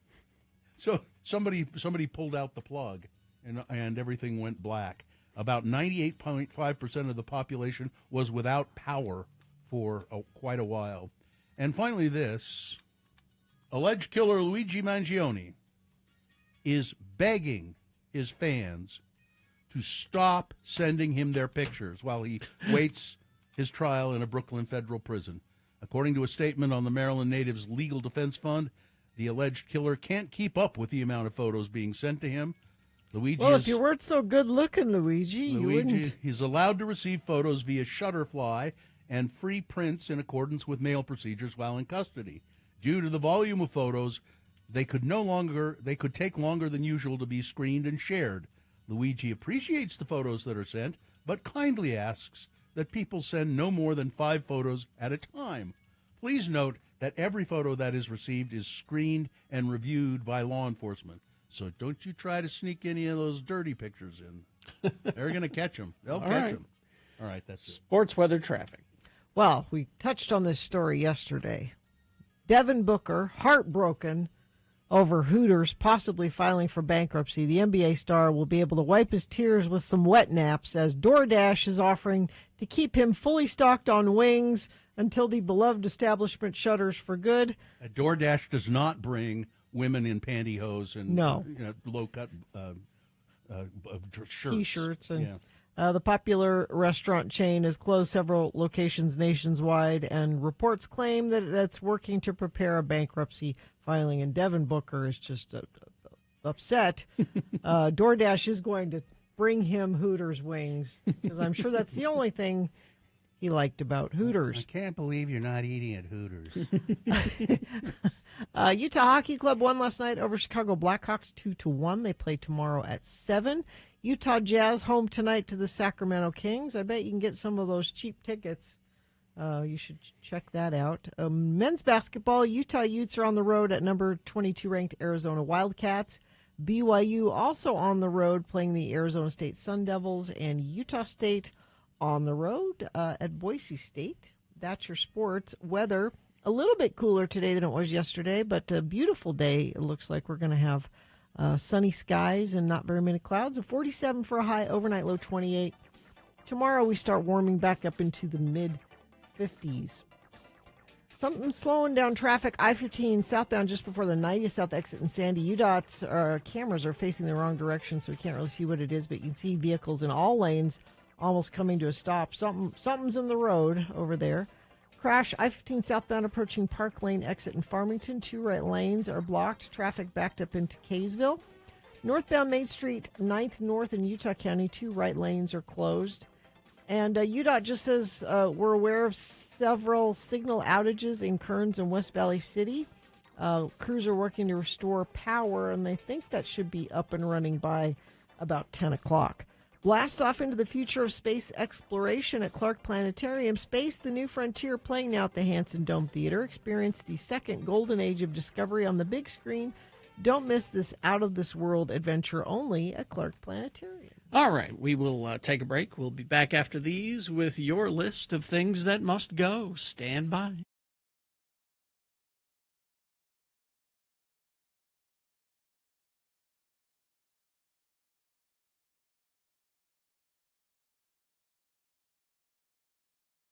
Yeah, we're not doing any Easter because we're heathens.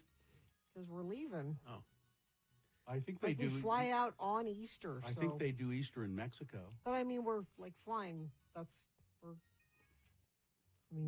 Well, why don't you organize an Easter egg hunt on the plane? Hey, you know, that's on the plane. a real, a good mom would. Someone has done that before. And get all the passengers involved. It'll be so fun. I'm just going to hide stuff in their suitcase. They can find it when they get there. Oh, the chocolate melted. No, I'm sticking with jelly beans and things that don't melt. I don't think we are not observing Easter in any way, shape, or form this year. You could have ham when you get there. Well, I could. I have a recipe here to step up my ham glaze. Ooh, step it up. A 3-ingredient ham glaze that'll step up your baked ham. Only 3 ingredients? Yeah, something like that. Okay, sugar, or is it a brown sugar? Yeah. Brown sugar. Yeah. Okay. Water. Yeah. And booze, probably. Oh, like bourbon. Ooh, that'd be good. I didn't look at it. No. I don't know. You need to know what that third ingredient is. I probably already deleted it. I'm sorry, Carrie. Yeah. Damn it. Without looking. No, wait. No. No. Oh, here it is. Oh. Wait. Let's see. I think You're I teasing. got it. You're just teasing me. No, now. I think I've got it here. Is it Coca-Cola? Wait a minute. Let's see. I got to go. Lamb recipe. No, 2-ingredient trick for the most luxurious sweet potatoes. No, that's not it. No, well, maybe when we come back, you'll have it. I'll see if you can step up your baked ham. Let's see. I'll look for it. Oh, this is a good suggestion. This is how I'll celebrate. I'll watch Life of Brian. Yeah, there you go. Good suggestion. There it is. I found it. Okay. Okay. Read more. The 3-ingredient glaze that makes ham 100 times better. Brown sugar. Okay. Come on, open, you son of a... Okay, there it is. All right. This glaze will work with any kind of ham. Half a cup of brown sugar. Third of a cup of water. Well, there are 4 ingredients here. What do you do? 3 tablespoons of Dijon mustard and a quarter of a teaspoon of ground cloves. All sounds That's great. 4 ingredients. That works. How to make water doesn't count as an how to make ingredient. my 3-ingredient ham glaze? Use 4 ingredients. That's confusing. Yes, water's an ingredient because it says 1/3 cup water, pineapple juice, or orange juice. So. We went to Hawaii for Easter when I was younger. My mom hid the eggs all around the hotel room and a couple hidden outside. It was fun. Oh, okay. Here's a simple tip.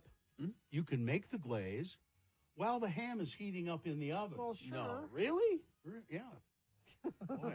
They think of everything, don't they? There's a reason why they call this simply recipes. It's for the simple. Brown sugar, bourbon, and honey. Yum. That's what someone is saying. That's what I would do. There you go. That'd be a good one. All right.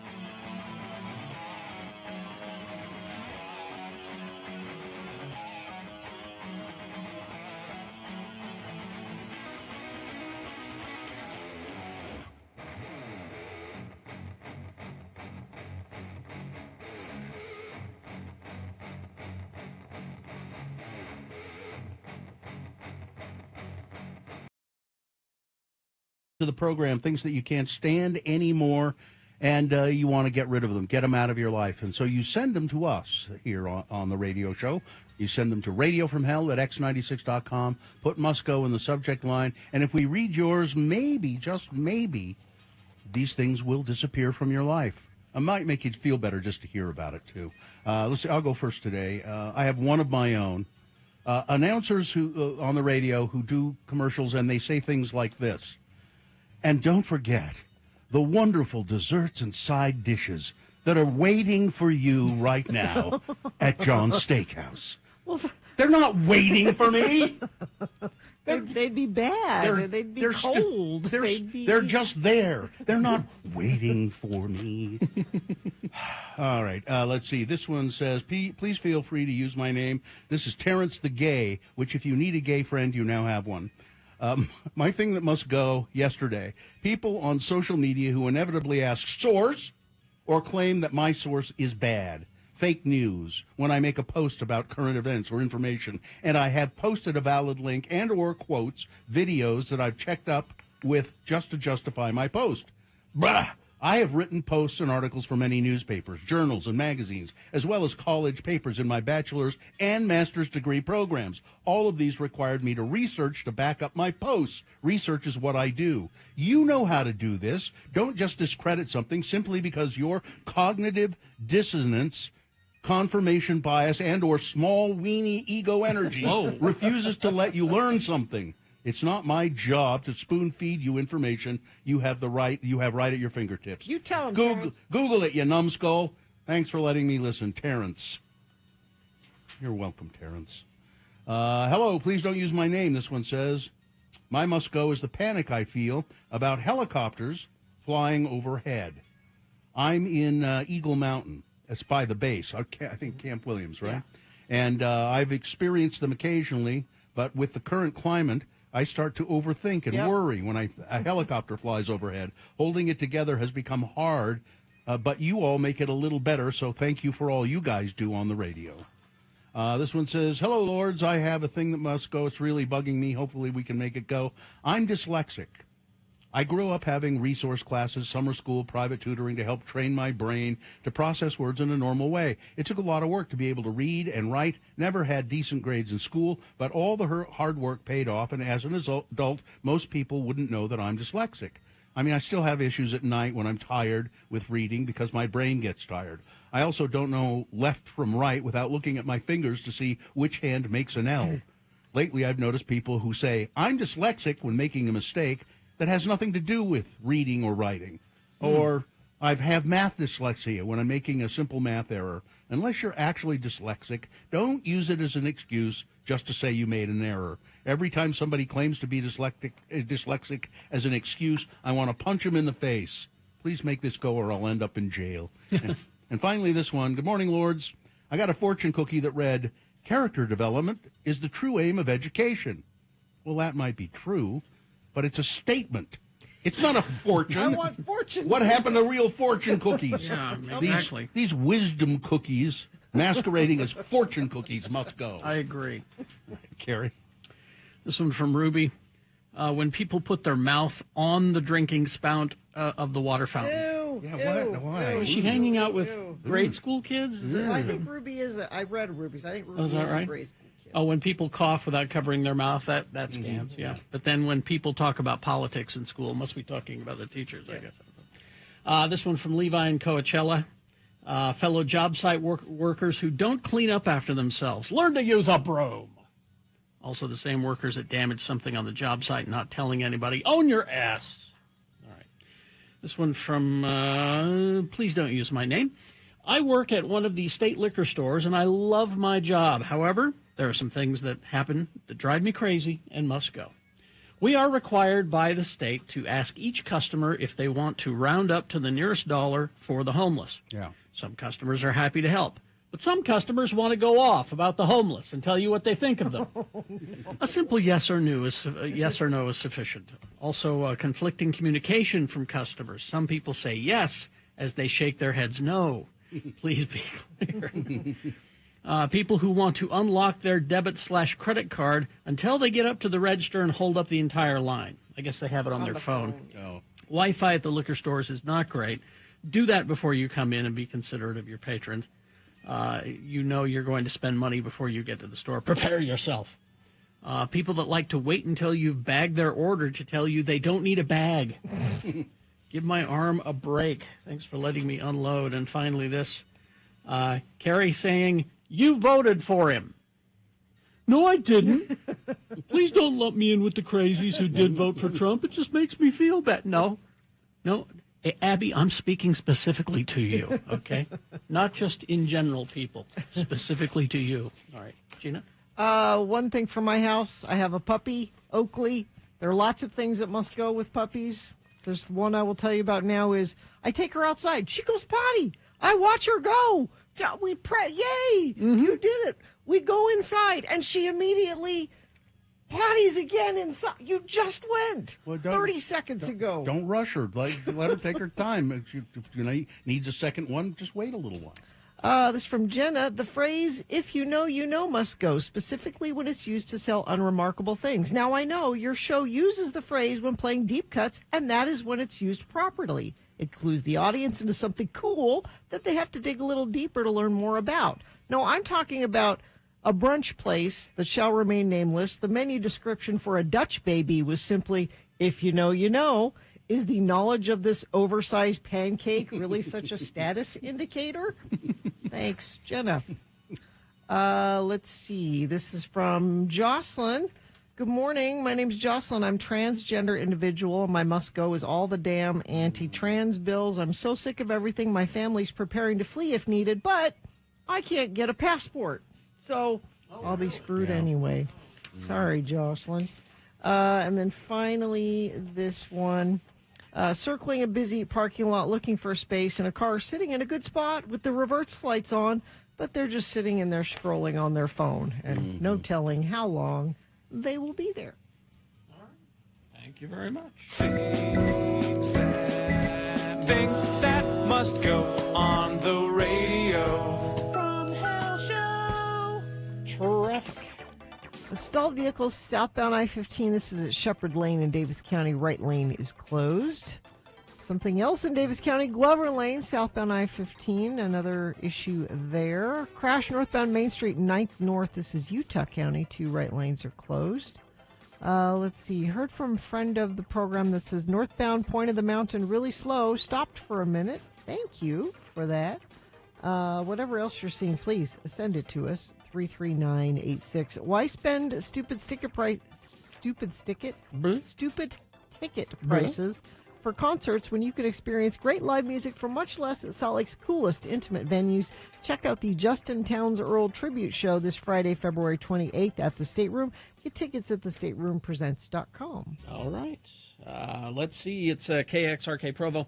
We've got the Boner Recap game coming up after some messages and a song. It's easy to play, easy to win. All you have to do is tell us who won the boner this morning. Is there a prize associated with that? Yes, there is. Yes, it is. A 4-pack of tickets to the Salt Lake Home and Garden Show happening March 7th through the 9th. All right. All right, then. So you got the Home and Garden Show tickets, 877-602-9696. All you got to do is call and tell us who won the boner this morning. If you heard it, you know. If you didn't hear it, you could guess, but why guess when you can cheat? Go to x96.com, look for the box that says Boners February 26, 2025. Click on there, and it'll say winner. Next to the winner, you get those home show tickets. 877-602-9696. Call and line up now to play. Did you miss out?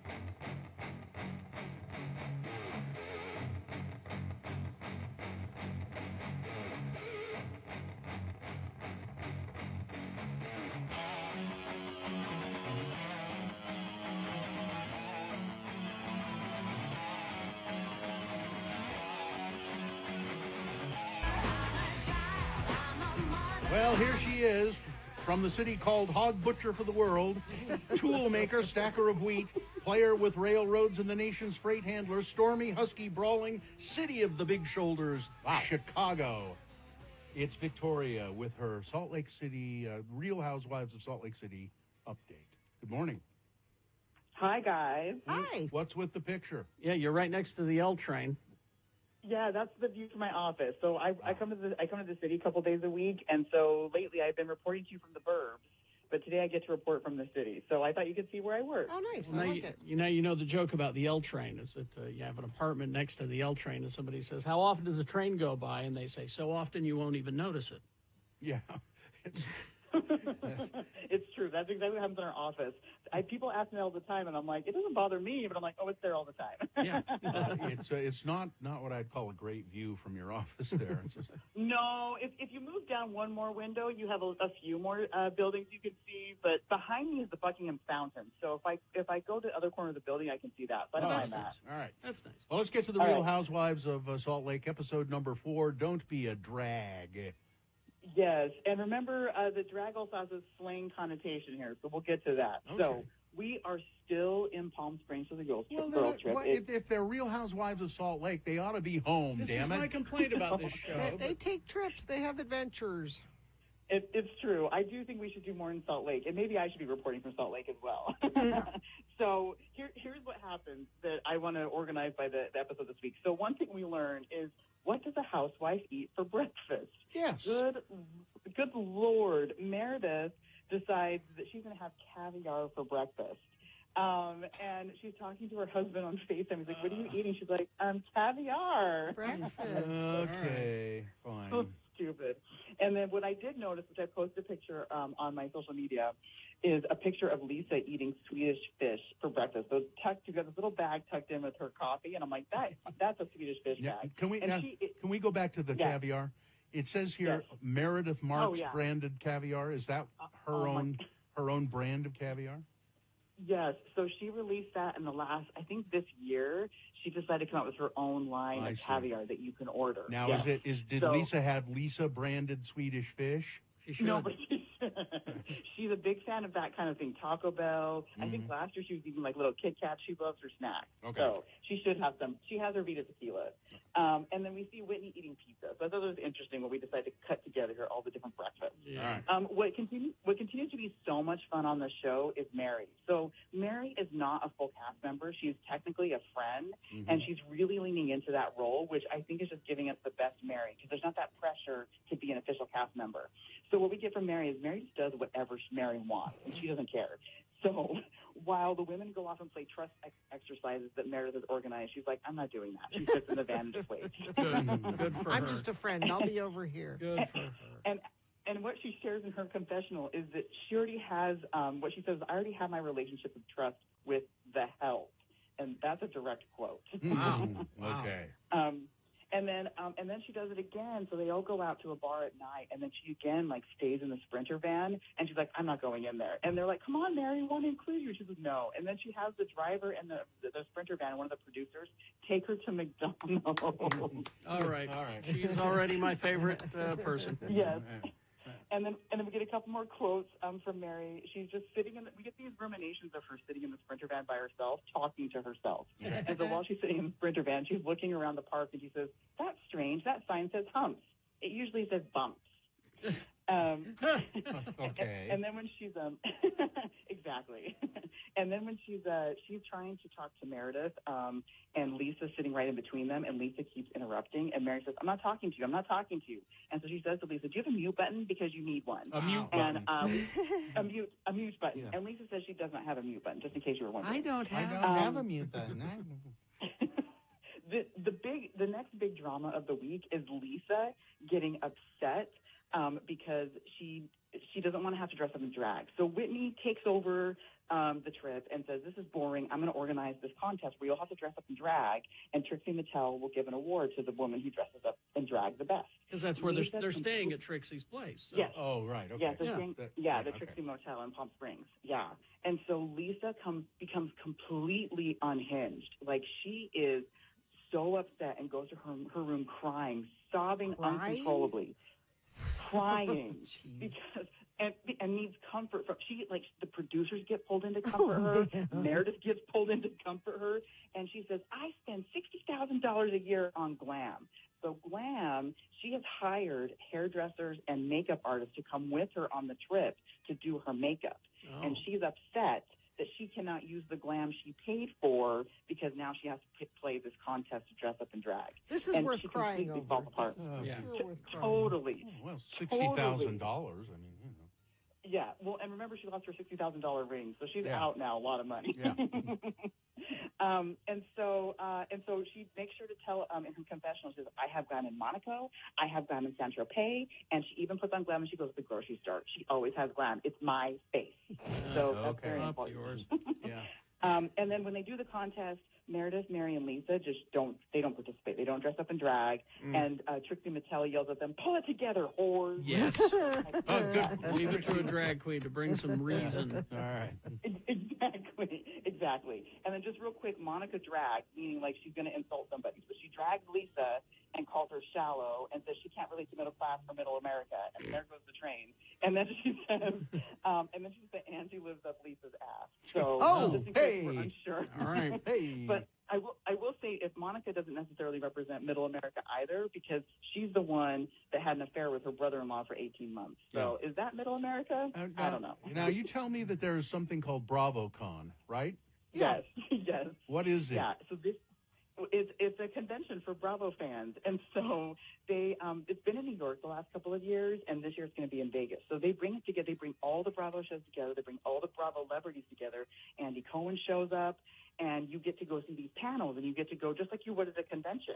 And so they made a point to announce, I think Whitney's the one that posted it on her Twitter.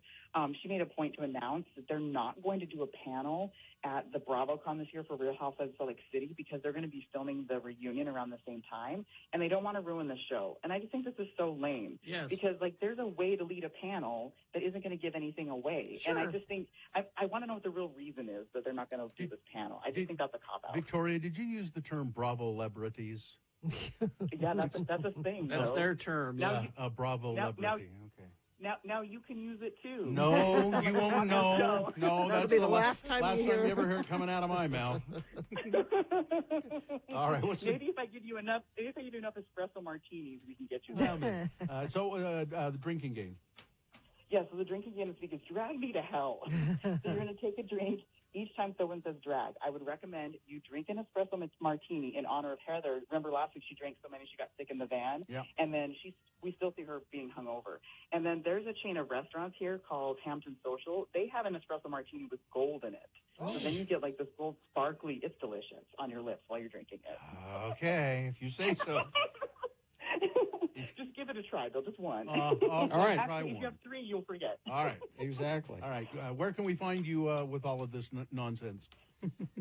Follow me on Instagram at Judgy Empath and Twitter at TheJudgyEmpath, and then we can Bravo Liberty it up. Bravo Liberty. Thanks, Okay. Victoria. Thanks, Victoria. Thanks, guys. Thank you so much. All right. We'll talk to you next week. I'd like to live in Chicago. I would.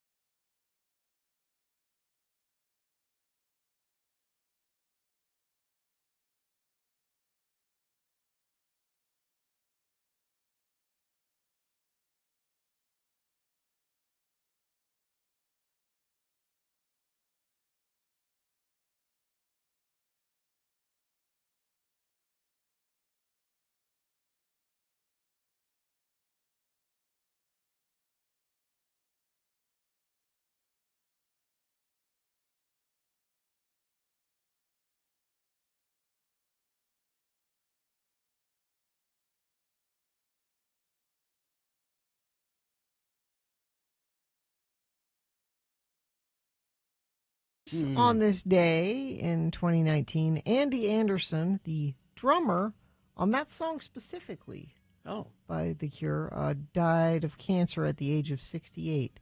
And Buttercup, who is a cat in Magna, Buttercup texted in and said, "Thank you for playing Love Cats in Magna." A cat texted in. Is that what you're Bill, saying? I'm just reporting what's happening. Okay, that's no fine. other information. Sure. She's not well. A cat. Yeah. Okay. In Magna. In Magna. Mm-hmm. I guess they got cats in Magna. Sure they do. But they can't text. You don't know. This one did. This is the special Buttercup the cat for Magna. Okay. Famed in song and story. I thought Buttercup was a princess. Well, she was that too. There can be more than one Buttercup. I think that. No, never mind. You're already thinking too much That's about exactly it. I don't know why why you. Well, somebody has to. No, really, they don't. Do we have somebody to play the game here? Ayla is on the phone. It's Ayla, is that correct? Yes. Hi. Hi. Ayla, how are you? I'm good. How are you guys? Well, thank you. What are you doing today? I am being a mom. To how many? 3. 3. Ooh. I'm surprised you can get away to make a phone call with 3. Ages what? Yeah. Sorry? What are their ages? 11, 7, and 5. Oh, And I'm a single mom. Oh, well. Wow. Then you deserve to win. You could take all of y'all to the Home and Garden Show if you win this prize. There you go. Yeah, You like homing and gardening? I do. All right. Ayla, I'm going to read the boner candidates to you. You tell me which one was the winner, and you will win that prize, and you deserve it. Did you hear them earlier? I didn't, but I looked it up. Okay. Looked it up. She'd rather say that than I Cheating, cheated. yeah, You cheated, Ayla. It's all right. It's okay. It's okay. All right, here we go. Boner candidate number 1. Girl Scouts are a scam.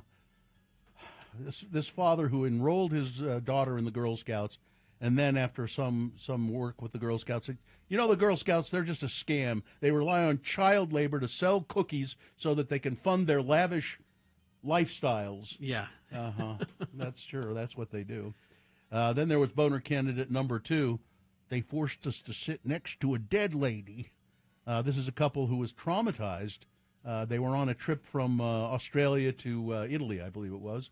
And this woman died on the plane, and they tried to get her to up to the front. But apparently she was a large woman, and they couldn't negotiate. The flight attendants couldn't negotiate so they said, we're just going to have to put her in this seat next to you guys, and they covered her up with a blanket. Except that one time somebody came by and uncovered her for a few minutes. Oh, I didn't read that part. Yeah, I don't know what they had. They had to check on something, or I don't know. She's still not breathing. So 4 hours sitting next to a corpse. That's no fun. And then boner candidate number 3. Well, the commissioner is pretty well known around these parts as a bully. This is down in Iron County, Cedar City, Panguitch, down in that area. Yeah. This is a county commissioner. Iron County commissioner whose son is in jail down there for embezzlement, allegedly embezzling like $2 million. And the commissioner went to the jail. I just bringing him his distilled water for his CPAP machine. Well, we can't accept that. We'll have to. And what do you? And then apparently he bullied them and said, "Don't you know who paid for this jail?" And all of this stuff. And now he denies all of that, but apparently they say, no, he's a bully, and he's a known bully in Iron County. So those were the 3, Ayla. Who was the winner? Well, I was on the wrong page, but I think it's number 3. It is number 3. So was that just a guess, then, if you were on the wrong page? I think I found it, but I think it's number 3. You're right. It is number 3. You guessed correctly. You are a winner, and you're going to get those Home and Garden Show tickets, and I'm sure the 4-year-old will love it. Actually, there are things for kids at the Home. Oh yeah, and they Garden got Show. like playground equipment and stuff. And like they're that. and they're all of that kind of stuff. I may bring some adults. There you go. Oh, you can do that. You can do that too. All right, Ayla, there you go. Say thank you. Thank you so much. You're welcome so much. Hang on the line, and Katie will help you get your tickets. Yes. All right. She sounded remarkably cheery for being a single mother with 3. I guess so. The 11-year-old's probably at school. Yeah. Oh, the 7-year-old too, probably. You just put them in a box. Well, that's that's my mother. Box. Yeah, just put them in a box. My mother had a big refrigerator box, and she said, "Go play in there." Go play in there. All right, we will take a break. We will be back after these messages with some big boy news and Opinnuendo. Got the concert calendar coming up as well. Stand by for all of that. UtahAdvocates.com. The Advocates, they really are community-minded folk. Because they're in our community. They live in our community. They practice law in our community. And they're involved in this blood drive on March 10th at the Murray office of the Advocates from 10 to 2. This is a blood drive. All of the donations are kept here in Utah. The way you get involved in that is you go to utahblood.org, search the date March 10th, click on the Advocates, and all donors receive gift cards and will be entered into a raffle for a bigger prize. Together, we can save lives with your good donations of blood. Now, the Advocates, if you've been hurt in an accident, they're the people you want to call. 801-355-5550. If they take your case, they will not charge you any money out of pocket. You don't pay them anything. They take a portion of the settlement when they get you one. And believe me, they'll get you a settlement. So the Advocates, 801-355-5550, or you can go to utahadvocates.com.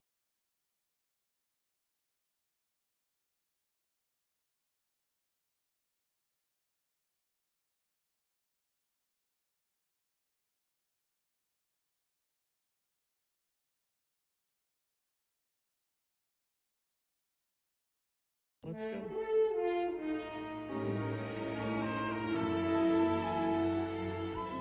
Sorry, it's not queued up. That's all right. Sorry about that. Well, now, this is not a letter from Kyle. Oh. It's a letter from Kyle's daughter, Nina. Oh. Now, I love this song. Here we go. There was a boy, a very strange enchanted boy. That's Kyle Brown. Mm-hmm. Kyle, a longtime friend of the program. As a matter of fact, I believe his last letter sort of recounted his history. He started being on the radio with us when he was just like a high school kid and was with us for a long, long time.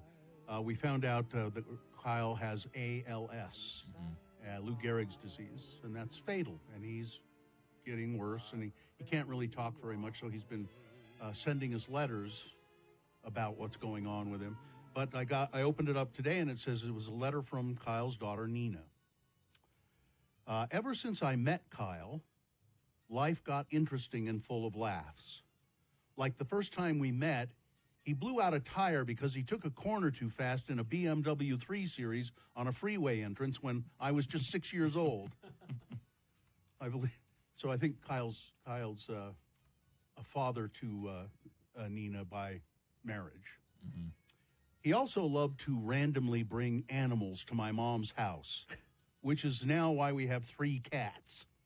One of those animals also included a 3-month-old greyhound dog. Oh, yeah, he did like the greyhounds. He did. Kyle. He called my mom 30 minutes before bringing it home saying, "Hey, a tornado's about to show up at your house." His reasoning was so that my brother and I wouldn't be so lonely since we had just moved.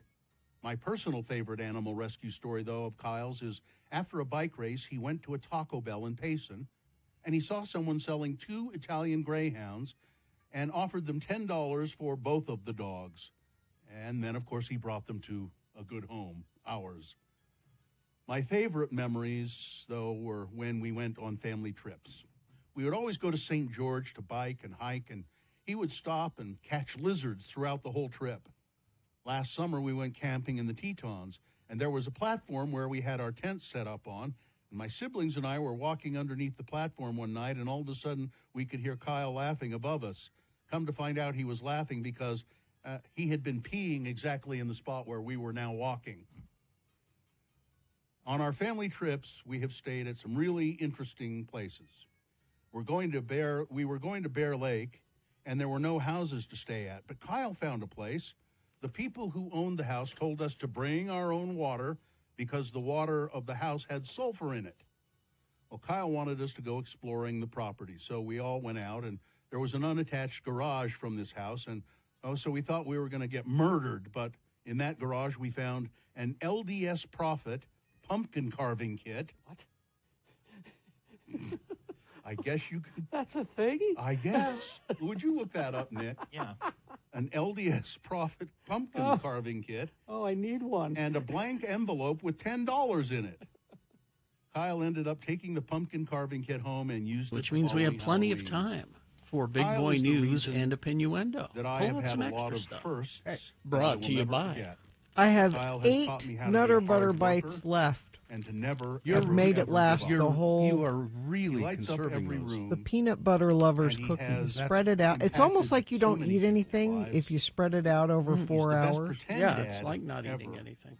And I wouldn't my want logic. anyone Not, else. that's No. not eating anything really nutritious. But if you were That's having them Nina. for breakfast, it's like not eating breakfast. to that part. See, I wonder what that's they'd what I be mean. I'm like if. tricking myself. I wonder what they would be like I if had you no put them in a idea, bowl and poured but I a went glass to, of milk over them. They're just the right ate 'em- size. Yeah, ate them like you know? cereal. Oh, that'd be that'd be great. good That'd to be- honor Kyle. Over ice cream. And there were hundreds of people there. Anyway, it's that. All right. Utah will be the first state ready to put a full ban on fluoride in public water systems under a bill that doesn't allow communities or cities to decide whether to add the cavity-preventing material to water supply. Now, you know, see, here's the deal that's so stupid about this, too. Facebook said I should do this. Right, is that right now, the way it is in Utah, if you don't want fluoride in the water, you get everybody on your side, and you can, your community, your water system, and you vote. You can have a public vote.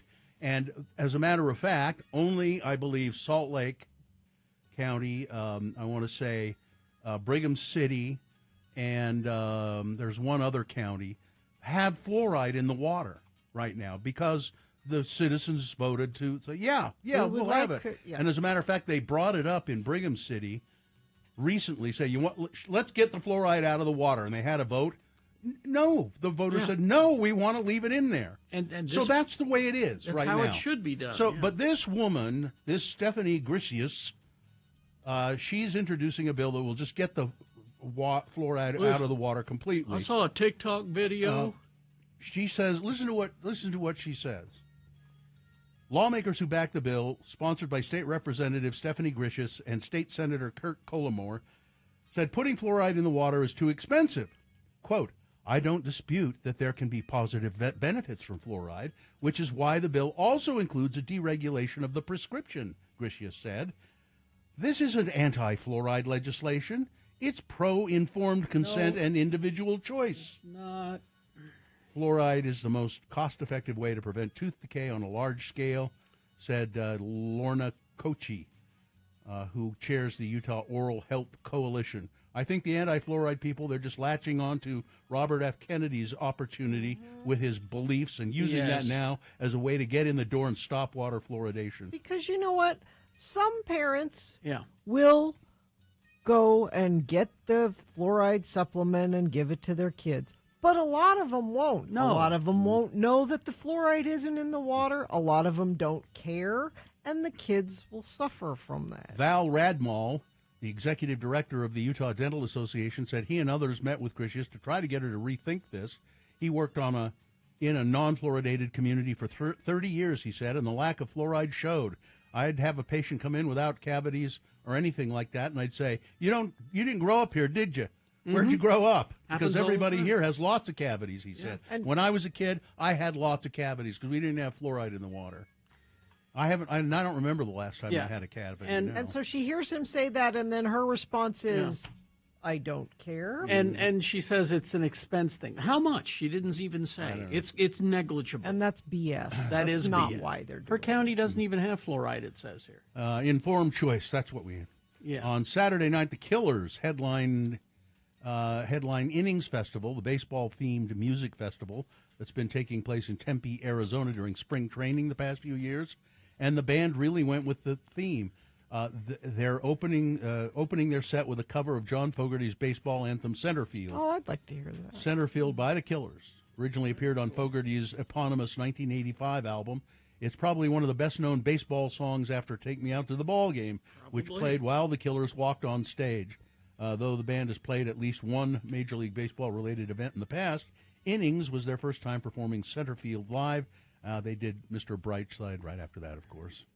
A man is suing Kim Kardashian after she allegedly misidentified him on Instagram as a death row inmate last year. Oh, Kardashian, that could be bad. I don't blame her. Kardashian attempted to bring awareness to Texas death row inmate Ivan Cantu and asked her followers to sign a petition to save his life, but mistakenly used a photo of a man who lives in New York that shares the same name. The New York man is suing the celebrity for libel, slander, emotional distress, and invasion of privacy. My guess is they'll pay him off. Her attorney, Kim's attorney, says the image was taken down immediately after the error was discovered. It was a simple mistake. Yeah, but when you have that many followers, millions, millions of people saw that. They'll give him a little money. Yeah, they should. Ashley St. Clair boasted that she had Elon Musk wrapped around her finger and could get him to retweet anything, while promising fellow conservatives access to the world's richest man. But when asked to use her paramour to help boost a right-wing cause last year, St. Clair failed to do it and then ghosted the party who made the request, sources said. Conservative insiders who have known St. Clair for years claim that she rose to prominence on the backs of fellow members of the movement while casting her erstwhile friends aside in an attempt to become Musk's preeminent side piece, as one source put it. Oh, wow. Yeah. You could never trust her because you might not be doing what she could monetize or what she could sensationalize in order to make her own star rise. That's how I got where I am. She's always... No kidding. Sean Hannity said, legacy media is dead. That's you, Sean. That's a what bold is he claim. talking about? Yeah. It's a bold claim and one which Fox News host Sean Hannity has been making for years. But now, after Trump stormed back to the White House, he says this: journalism is dead because all those people who claim that they're journalists are talk show hosts like me, Hannity told media editor Aidan McLaughlin. 15 years and they don't even try to understand the guy.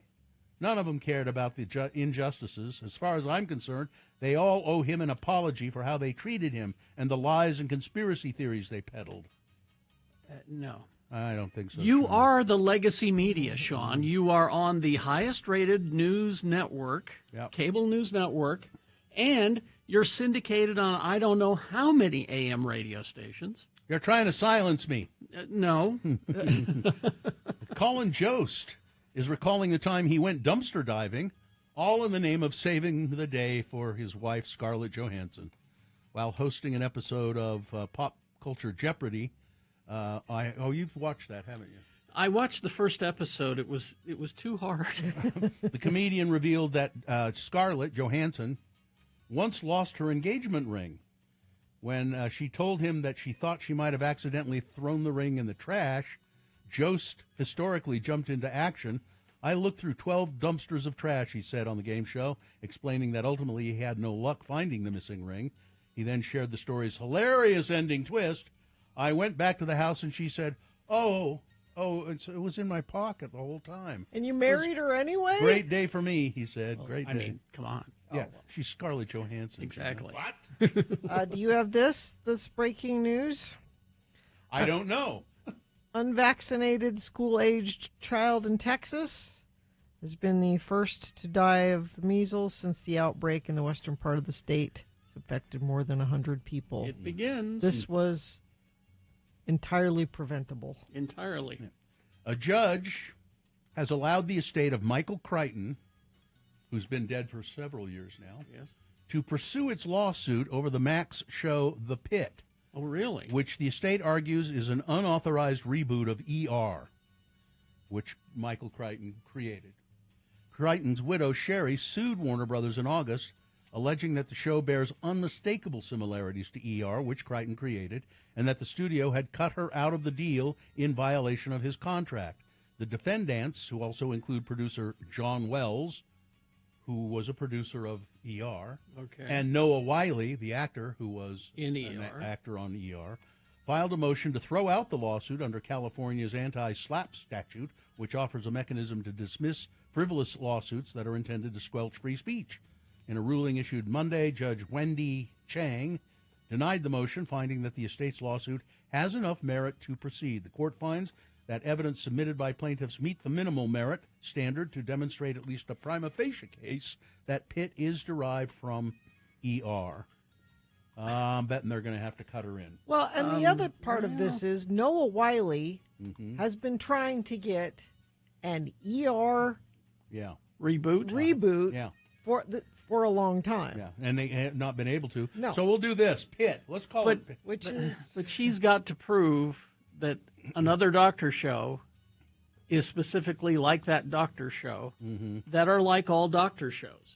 ER might be tricky. I don't know. ER was pretty there are specific things about it, I think, that you could point to. I think. Good luck. I don't see it happening. Kate Hudson is grateful to have found a partner who can handle her flirty behavior. She told Bustle, whatever that is, that her fiancé, Danny Fujikawa, with whom she shares her youngest child, daughter Rani, 6, is okay with her playfully flirting with other people. I'm the biggest flirt on the planet, so I think anybody who's ever been with me is very aware that I flirt with everybody, girls, boys. Thank God Danny is my partner. He can handle it. I met the right guy. Hudson is also mom to son Ryder, who's 21, with ex-husband Chris Robinson, and son Bing with ex-fiancé Matt Bellamy. Bing, huh? Yeah. Bing. She likes the musicians. Hello, Bing. Apparently she has a type.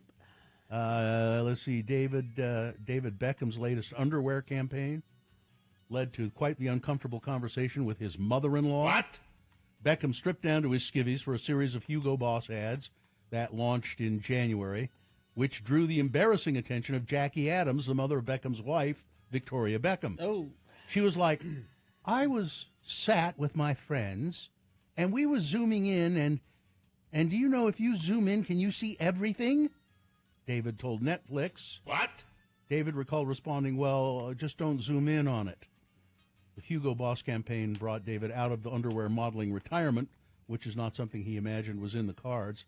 Getting back into my underwear at 50 years old in front of the world was quite a thing. You see, this economy is so bad, David Beckham had to come out of underwear model retirement to model underwear. But apparently his mother-in-law was zooming in on the bulge in his underwear. So this story reminds me of a story that I read today about Patrick Schwarzenegger, who whose brother-in-law is Chris Pratt. Patrick Yeah. Schwarzenegger is in White Lotus. Right. I haven't seen it, but apparently there is Some naked. He some is. and somebody asked Chris about it, and Chris said, "Yeah, I watched it. We're related, but we're not blood related, so I can." It was a very weird response to seeing your brother-in-law naked. So I can look at him and check it out. And What? It was weird. It's a weird. Okay. Chris Pratt. Should Chris comment. Pratt not be watching it? I mean, I don't know. Would you if it was your brother-in-law? Sure. You answered that really quickly. Well, yeah. I mean, he's an actor. He's acting. He's not being my brother-in-law walking into my house naked. That's still your brother-in-law's naked body. He's playing a part. He's not my brother-in-law. He's another person. He's really not a nice person in the White Lotus either. He's a He's a jerk. He's a creep. He's the one I'm hoping dies. Yeah, me too. Anyway, weather. So we've got 29 right now, going to be up to 47 for a high today, which is a little colder than it's been the last couple of days. We are going to warm back up into the mid-50s, though, over the next few. Next chance of rain looks like slight chance maybe on Sunday, but we look like we're going to have several days in the mid to upper 50s. That's your weather. All right. Concert calendar after these. Stand by. Listen to Radio from Hell.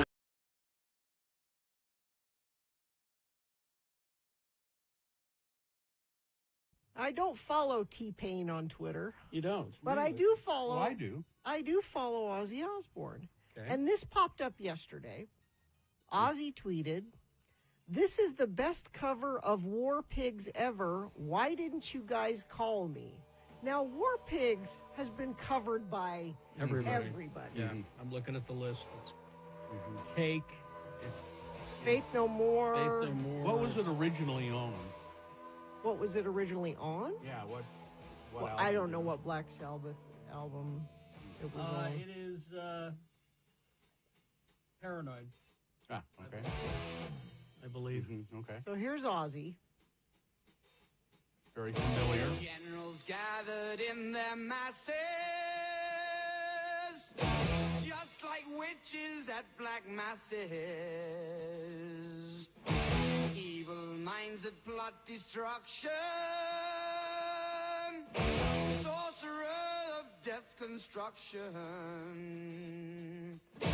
In the fields of bodies. So there's Ozzy. Now, before I hit play on this, I thought, it's T-Pain. He's going to do a rap version of War Pigs. This might be interesting. You would think. No. He does a straight-ahead rock interpretation of it. Okay. Carrie's going to play a little bit of it. Generals gathered in their masses, just like witches at black masters. Evil minds that plot destruction, sorcerer of death construction. I'm not used to hearing T-Pain without the robot. Well, and that's the thing. As the war machine keeps turning, Just wanted you to let it go for a minute. death and hatred to mankind, poisoning their brainwashed minds. Oh, this is a better version. Isn't that awesome? Not bad. So, I would never have thought that's T-Pain. Wow. Apparently, he last year released an album of covers where he did Don't Stop Believin' and Sam Smith, Stay With Me. And now I want to go listen to this whole thing. Oh, okay. Let's take a look here. Well, a lot of them I can't play. And now here's a part of the show that you will not be able to listen to on the podcast. I would like you to listen to the show live. These are warning me that they have bad words in them. Oh, they could. Although Don't Stop Believin', I don't think originally had bad words. Or sharing, sharing the night together, I don't think. Whenever I heard it, Don't Stop Believing, there were bad words in my head. In your head.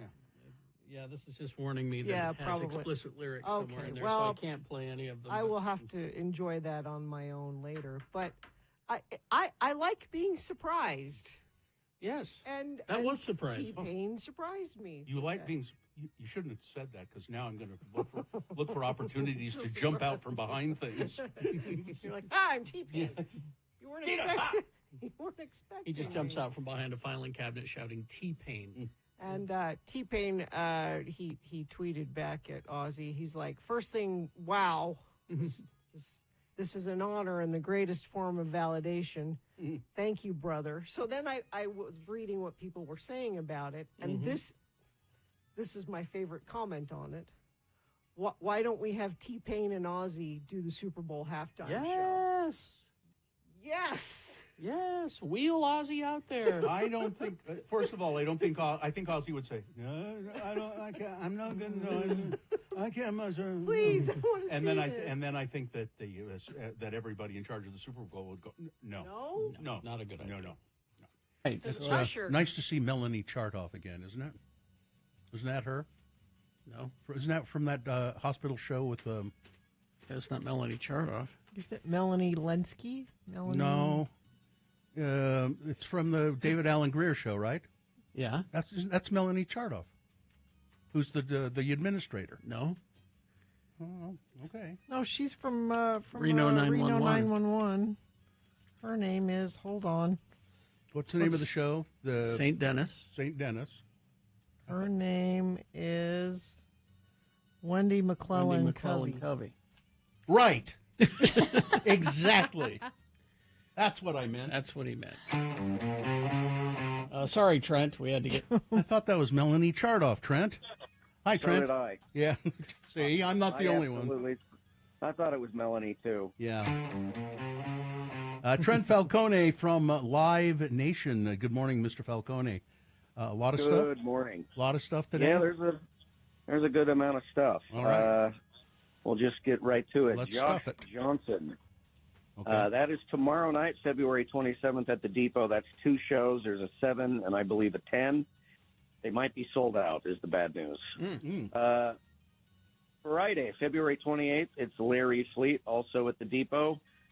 Saturday, March 1st, the Black Jacket Symphony presents the Beatles' Abbey Road, also at the Depot. Okay. Sunday, March 2nd, Union Event Center, it's Billie Eilish brother, Phineas. Also, I think, sold out, sorry to say. And then Monday, March 3rd at Urban Lounge, it's Winona Fighter. A lot of on sales this week. Friday, 10 a.m., Elbow coming to the Union October 10th. Ziggy Marley and Burning Spear October 12th at Sandy Amphitheater. The Wombat October 24th at the Depot. It is a great band. Dr. Brady Smith, May 23rd at the Depot. Big Time Rush coming to Utah First Credit Union Amphitheater August 29th. Mike, May 10th at the Plaza at America First Field. I have to take a breath for this one. Okay. Summer of Loud, July 8th, coming to Utah First. Summer of Loud is Hill Switch Engage, Parkway Drive, I Prevail, Beartooth, The Amity Affliction, The Devil Wears Prada, Alpha Wolf, and Kingdom of Giants. So that's an ass-kicking.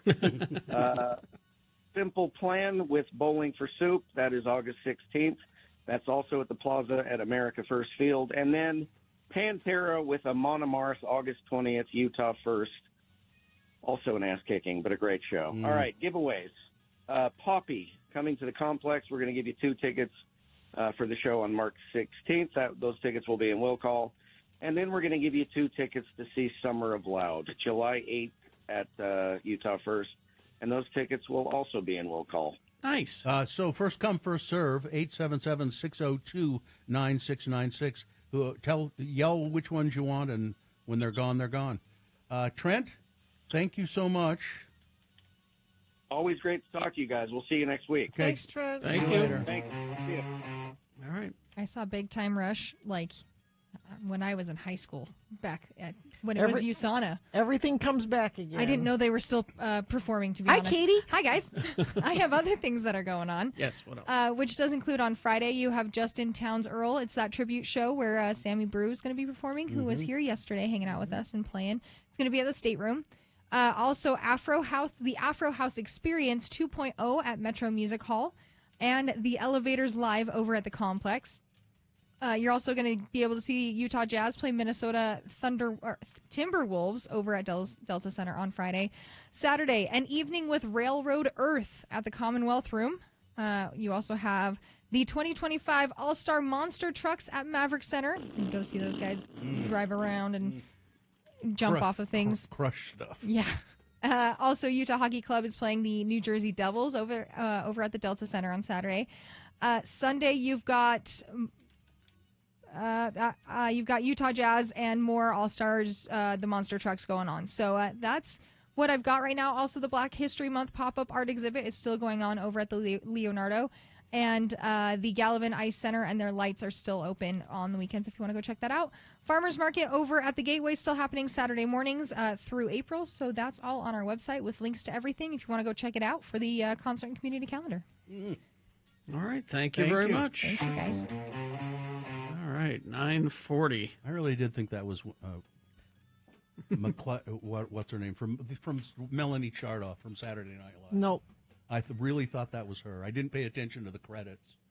When I saw her, I just went, "Oh, that's Melanie Chardoff, isn't it?" No, it's not, Bill. What's wrong with you, Bill? They look kind of similar. I've been looking at pictures. Do they? A little bit. I yeah. think you're thinking of Allison Tolman. No, I know who that is. She looks kind of like Melanie. No, Yeah, I'm not getting getting a Melanie Chardoff vibe from Wendy McLevin Covey. Allison Tolman is a larger person than Melanie Chardoff. I have no idea what Melanie Chardoff is doing these days, but for some reason it just oh, that's Melanie Chardoff. She is 76.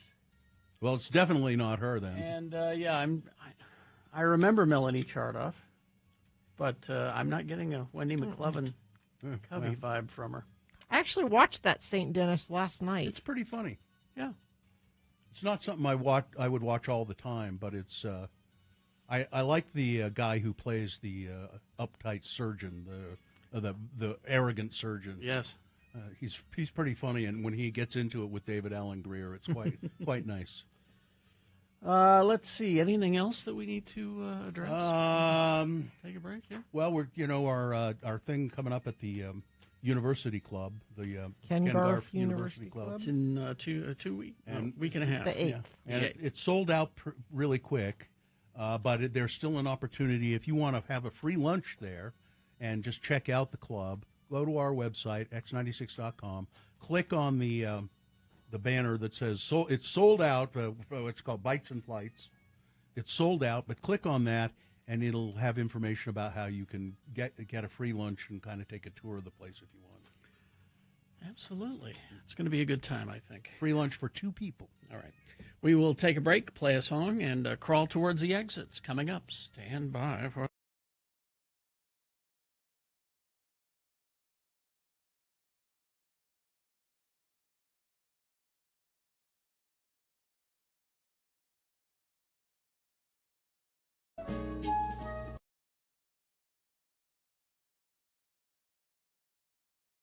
To be. It was the place to hang out. You always begged your parents to drop you off in the mall. And I look back at those days and I'm like, I hate the mall. I don't need to go there. I try to avoid it if I can. I don't recall the last time I was in a mall. My husband used to work at the E-Bar, the Nordstrom E-Bar at the mall. Is he? And that was the only reason I would ever go to the mall. Just go get a coffee. Just get coffee from him, say hi, and leave. Because you were flirting with him? Yeah, well, I mean, like I was already dating him, but I continue to flirt with him. Why not? Flirt him. It keeps the spark alive, right? Keep flirting. Keep Katie, flirting don't with stop him. that. But you could flirt with me if you want. No. Thanks, Bill, but we're coworkers. Oh, yeah, that wouldn't be good, would it? Weird. No. It'd be a little weird. I was always told not to date my coworkers, and then I started dating my husband, who I was working with at the time at the haunted house. It doesn't worked count. out. It doesn't count at the haunted No, house. But it worked out. I mean that everywhere except the haunted house exception. You should never dip your pen in the company ink. I had not heard that before, and I heard somebody on a television show say it a few days ago. Really? I've heard that before, and I always thought it was the worst metaphor to say. It is. I've heard it's terrible. The worst one is don't fish off the company pier. I don't know. I think dipping in the company ink is worse. No, they're both what I'm pretty saying, bad. What I'm saying, Dipping your pen in a company ink is descriptive. Yeah. Fishing off the company pier is not. It's like, huh? What do you mean? What am I, huh? There's a lot of fish in the sea. You're fishing Maybe for a I don't- date. Yeah. I don't know. It's more precise to say, don't dip your pen in the company ink. Just don't date your coworkers. How about that? But companies have policies against it, but Mhm. but I know many instances of people that went developing around that. or there wasn't a policy and they had relationships at work and It depends on if you're in a position of power. Like if you're equals, if you both do the same thing. well, where's the point of that? I mean, I want to date up, man. I want my CEO to be a hot woman who wants to date me. Bill just wants a sugar mama. That's right. what he wants. That's right. That would be nice. I'm glad I'm not dating. I don't think You I know know what? how to date anymore. You know what, Gina? The dating world is glad you're not dating Isn't it? anymore because you didn't do that much of it anyway. No, I didn't. I feel like it's changed so much I wouldn't even know how to date. I've never dated. Never. I don't. You just get married. Uh, I used to say that about my dad. He doesn't date. He Yeah. just gets married. No, I've only been married twice. Yeah, twice. Wait a minute. Yeah, twice. But and you met your first wife when you were very young, and then you've been married for another 20 some odd years. So yeah, well, but there was dating that went on in there too somewhere. a little bit. You want to be careful here? Well, it's way long time ago. It's water way under the bridge. Oh, okay. But I never dated. Like, would you like to go to dinner with Yeah. me on Friday night? You didn't do that? No, not too much. I think I did that like with one person in college, and that was it. Mhm. Otherwise, it was just hanging out. Yeah. We were just hanging And, out. and wait, now everybody left, and it's just me and you hanging out. Yeah. Is that how Yeah, it would basically, go? yeah, pretty Oh, much. everybody's gone now. And oh my, you really are hanging out. Is that that's my company. That's my pen. Where's the company ink? All right. I love hanging around with women. You guys well, are you're going to fun. do it all week. All week. Yeah, you're stuck with us. I know, I like it. A lot of estrogen in here. I've often said I'd rather hang around with women than with men. I know what men are like, and I don't care for them.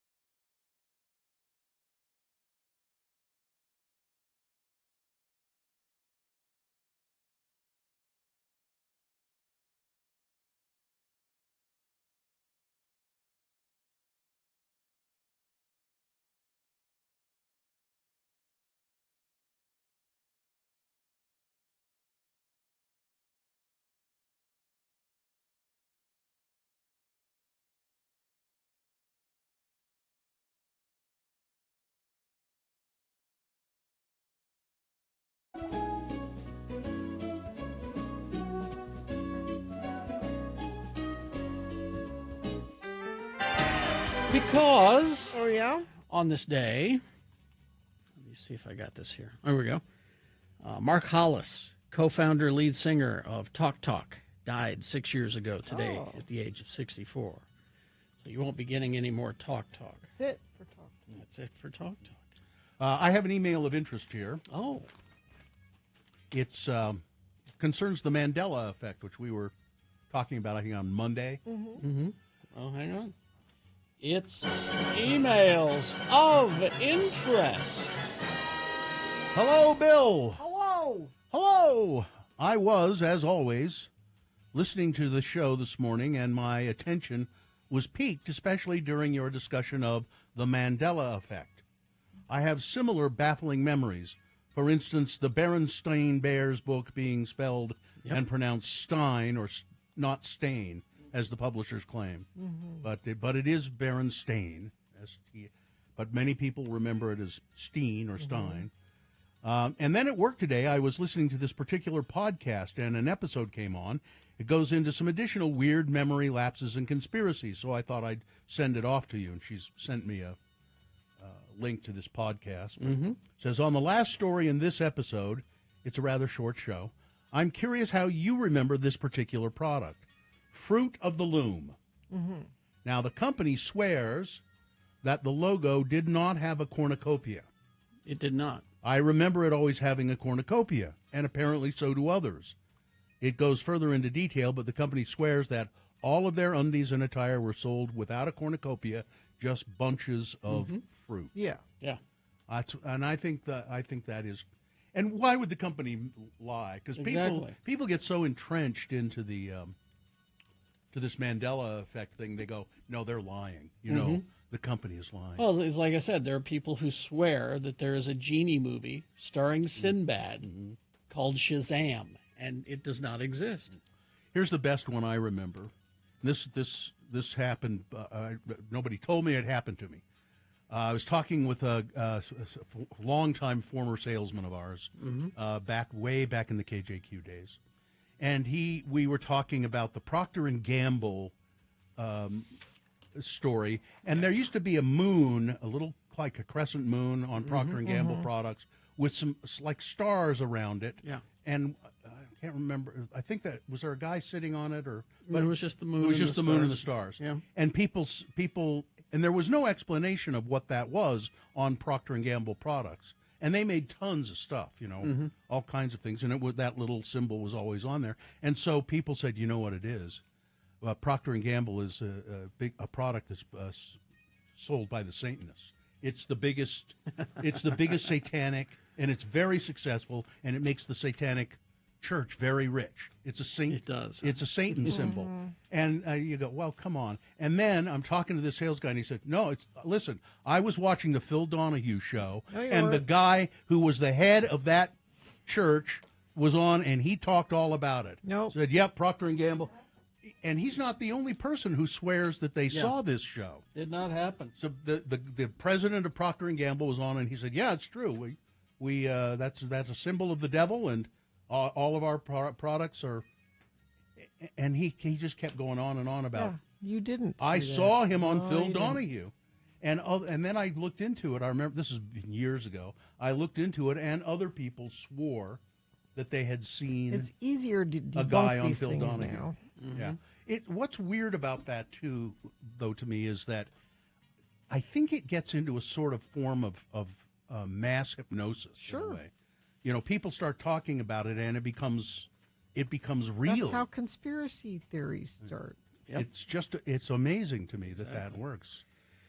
All right. The name of that podcast is